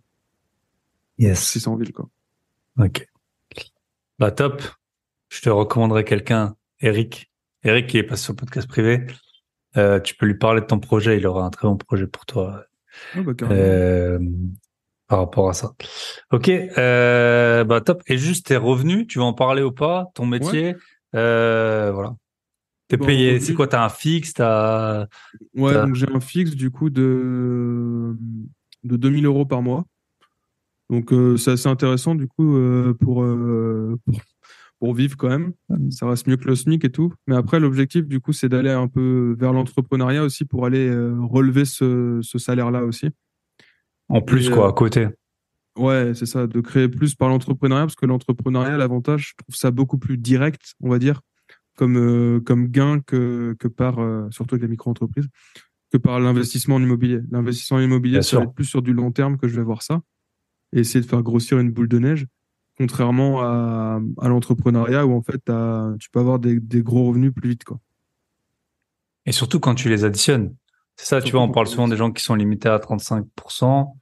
Alors c'est pas pour tout le monde, mais parfois c'est plus simple de. Ben moi j'ai Kevin, c'est un membre là qu'on accompagne depuis un petit moment et qui réussit bien. Il a lancé une activité à côté. Bah du coup c'est beaucoup plus simple pour déjà pour épargner parce qu'en fait Hmm. ton train de vie il est déjà assuré par ton salaire de départ. Et d'ailleurs il m'avait posé des questions. Je pourrais un peu le renvoyer vers toi parce qu'il cherchait. Enfin, il avait des questions sur un peu les personnes comme toi en CDI mais libres géographiquement. Et puis après, il a créé une activité à côté. Et c'est sûr que si tu vas voir la banque, alors ça dépend des banques, dépend depuis combien de temps tu as lancé ton activité et tout. Mais avec le taux d'endettement à 35%, bah, c'est peut-être plus simple voilà, tu gagnes 2000 et créer un truc qui t'en rapporte 1000 que d'essayer de trouver un nouveau boulot à 3000 pour faire la même chose que tu fais pour 2000. Hmm, hmm. Donc, Il y a aussi quelque chose qui est intéressant, c'est que tu vas pouvoir justement épargner, et puis cette épargne, tu vas pouvoir le mettre en apport dans un prochain projet immobilier aussi. Parce que yes. là, on est dans une période où justement, il nous faut quasiment de l'apport. Mm. Je vais pas dire que c'est le truc qu'il faut, enfin, qu'il y a que comme ça que ça passe, mais les banques demandent de plus en Mm. plus de l'apport pour que toi aussi tu prennes un risque. Parce que le 110%, on va rappeler quand même que le 110%, c'est très très bien pour l'investisseur, mais c'est la banque qui prend complètement le risque, quoi. Mm. Alors que là, du coup, en mettant un apport, l'avantage, c'est que le risque est un peu, enfin, l'investisseur prend le risque aussi de faire une mauvaise opération. Yes. Et après, le 110%, c'était super intéressant. Moi, je l'ai fait, enfin, c'était intéressant. Je l'ai fait qu'une fois vraiment. Mais tu vois déjà que ça met bien 2 ans à juste que tu arrives à un capital, enfin, quand les taux étaient super bas, à ce que tu arrives à un capital au prix de départ. Alors bon, voilà, si tu mets l'apport, c'est pareil, tu mets 2 ans à récupérer ton apport. Mais tu vois, c'était plus intéressant quand c'était à 1% que là, à la limite, tu mets 10 000 euros. Les taux, ils sont ça dépend, mais ils varient entre, là, on m'a dit il y a pas longtemps, quelqu'un avait encore du 3,8, je crois, mais en gros, ils sont plutôt aux alentours de 4, 4,5. Euh, Bah, en fait, l'apport que tu mets, c'est comme si tu mettais sur un compte, si tu mets 10 000 euros d'apport au lieu d'emprunter à 4,5%, bah, c'est comme si tu avais mis 10 000 à 4,5, quoi. Donc, Mm, ça a aussi un peu moins de sens que ce qu'on pouvait avoir avant. Après, quand t'as pas d'argent, t'as pas d'argent, hein, tu vas pas l'inventer. mm. Ouais. Mais c'est sûr que c'est un bon moyen de. Moi, c'est comme ça que j'ai épargné beaucoup d'argent aussi. C'était de garder un train de vie stable quand tes revenus augmentent. C'est pas Donc, évident, soit mais c'est pas évident, surtout quand tu vas apprendre des langues. Mais non, mais si tu voyages et tout ça, c'est pas évident. Mais mm, c'est vrai qu'au moins le ralentir et puis un bon moyen que moi j'ai mis en place et je pense que tout le monde peut mettre en place, c'est si tu t'épargnes, je sais pas moi, 1 000 euros par mois avec ton revenu de départ. Ça dépend combien tu gagnes, mais moi j'ai un virement auto chaque mois, bah admettons que s'il est à 1000, si demain t'es augmenté de 200, bah tu le mets direct à 1200. Comme ça au moins l'argent, Mhm. tu restes sur un plus ou moins le même truc. Après, tu pars aux États-Unis, ça te coûte 6 000 euros. Bon bah tu vas les pomper dans ce compte peut-être. Mais en tout cas, ouais, essayer d'épargner une grosse partie. Tu te fais un petit peu plaisir avec l'augmentation et puis tu essaies d'épargner une grosse partie. Donc voilà. Mhm. Écoute, on a fait un long podcast. On est un peu fatigués tous les deux. Je vais juste donc si on veut te contacter sur les réseaux et puis la synthèse du succès. Donc c'est un accès, c'est mensuel. C'est pas cher, hein. C'est pas cher. Ouais, c'est pas cher. Euh, Ouais. Bah, donc c'est pas cher parce qu'en fait, du coup, moi, je le fais à 17 euros en gros mensuellement ou alors à 167 euros à l'année. J'ai calculé combien est-ce que ça me coûtait en livres, moi, à l'année. Ça me coûte à peu près, on va dire, 1500 euros de livres à l'année, quoi. ok. Si on Et, fait en moyenne, quoi. et donc on a la plateforme. T'as combien de résumés pour l'instant? Pour l'instant, Tout- j'en ai tout- 34. Ok. Et ça augmente. T'en fais combien par mois, par semaine, par 34.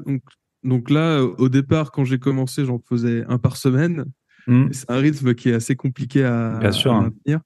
Mais là, du coup, j'essaye de me tenir au moins à un par mois, quoi. Ok. De toute Donc façon, comme ça, comme ça te tous les. permet en fait de te dire que tu restes pas abonné pour rien, quoi. Même si enfin, tu vas pas lire les 30, j'imagine, en Premier un mois. mois. Sauf si Hmm. tu es un peu déter, quoi. Mais en vrai, c'est un peu compliqué de passer de 0 à 30. Donc voilà. Donc soit l'abonnement annuel, soit l'abonnement mensuel. Ok. Vous avez les liens dans la description et si on veut te contacter sur les réseaux, t'es sur Instagram, Donc moi, c'est la synthèse du succès sur Instagram. en un mot, avec En des un mot, points, ouais, tout attaché, ouais. Mm. en un mot. La synthèse du succès, bien sûr, tu seras tagué dans la publication de l'épisode. Bah, écoute, ça m'a fait super plaisir qu'on passe 1h40 ensemble. Bah, Euh, moi de même. bah, je te souhaite J'aimerais très presque bonne que ce soit aussi long. continuation, une bonne année en 2024, des locaux commerciaux qui tombent. Prends contact avec Eric Imo sur les réseaux par rapport à ton projet. Tu vas voir, il a une bonne idée. On en a parlé encore il y a pas longtemps. Ok, Et on bah, je ferai l'embrasse. ça. Prenez soin de vous, prenez soin de vos gros billets et de vos gros livres également. Bonne soirée à toi et à très bientôt. Bonne soirée. Bye bye. Et voilà, on arrive au terme de ce très long épisode. C'est peut-être l'épisode le plus long. Je vais pas vous embêter longtemps, comme toujours. Donc, si vous voulez nous rejoindre sur le podcast privé, lien dans la description. Si vous voulez commenter, liker, partager, c'est toujours un grand plaisir. Et la semaine prochaine, je vous l'annonce, je le fais pas toujours, mais je vous l'annonce, l'épisode ce sera avec mon cher Tony, aka Une vie de liberté, aka Tonton Mindset. On a un épisode pépite, il sortira, c'est la semaine de mon anniversaire. Du coup, j'ai décidé que ce serait cet épisode pour la semaine de mon anniversaire. N'hésitez pas à m'envoyer des cadeaux, chèques ou petits mots pour mon anniversaire. Ça fait toujours plaisir. Je vous souhaite une très bonne semaine et on se retrouve la semaine prochaine du coup avec Tony. Bye bye.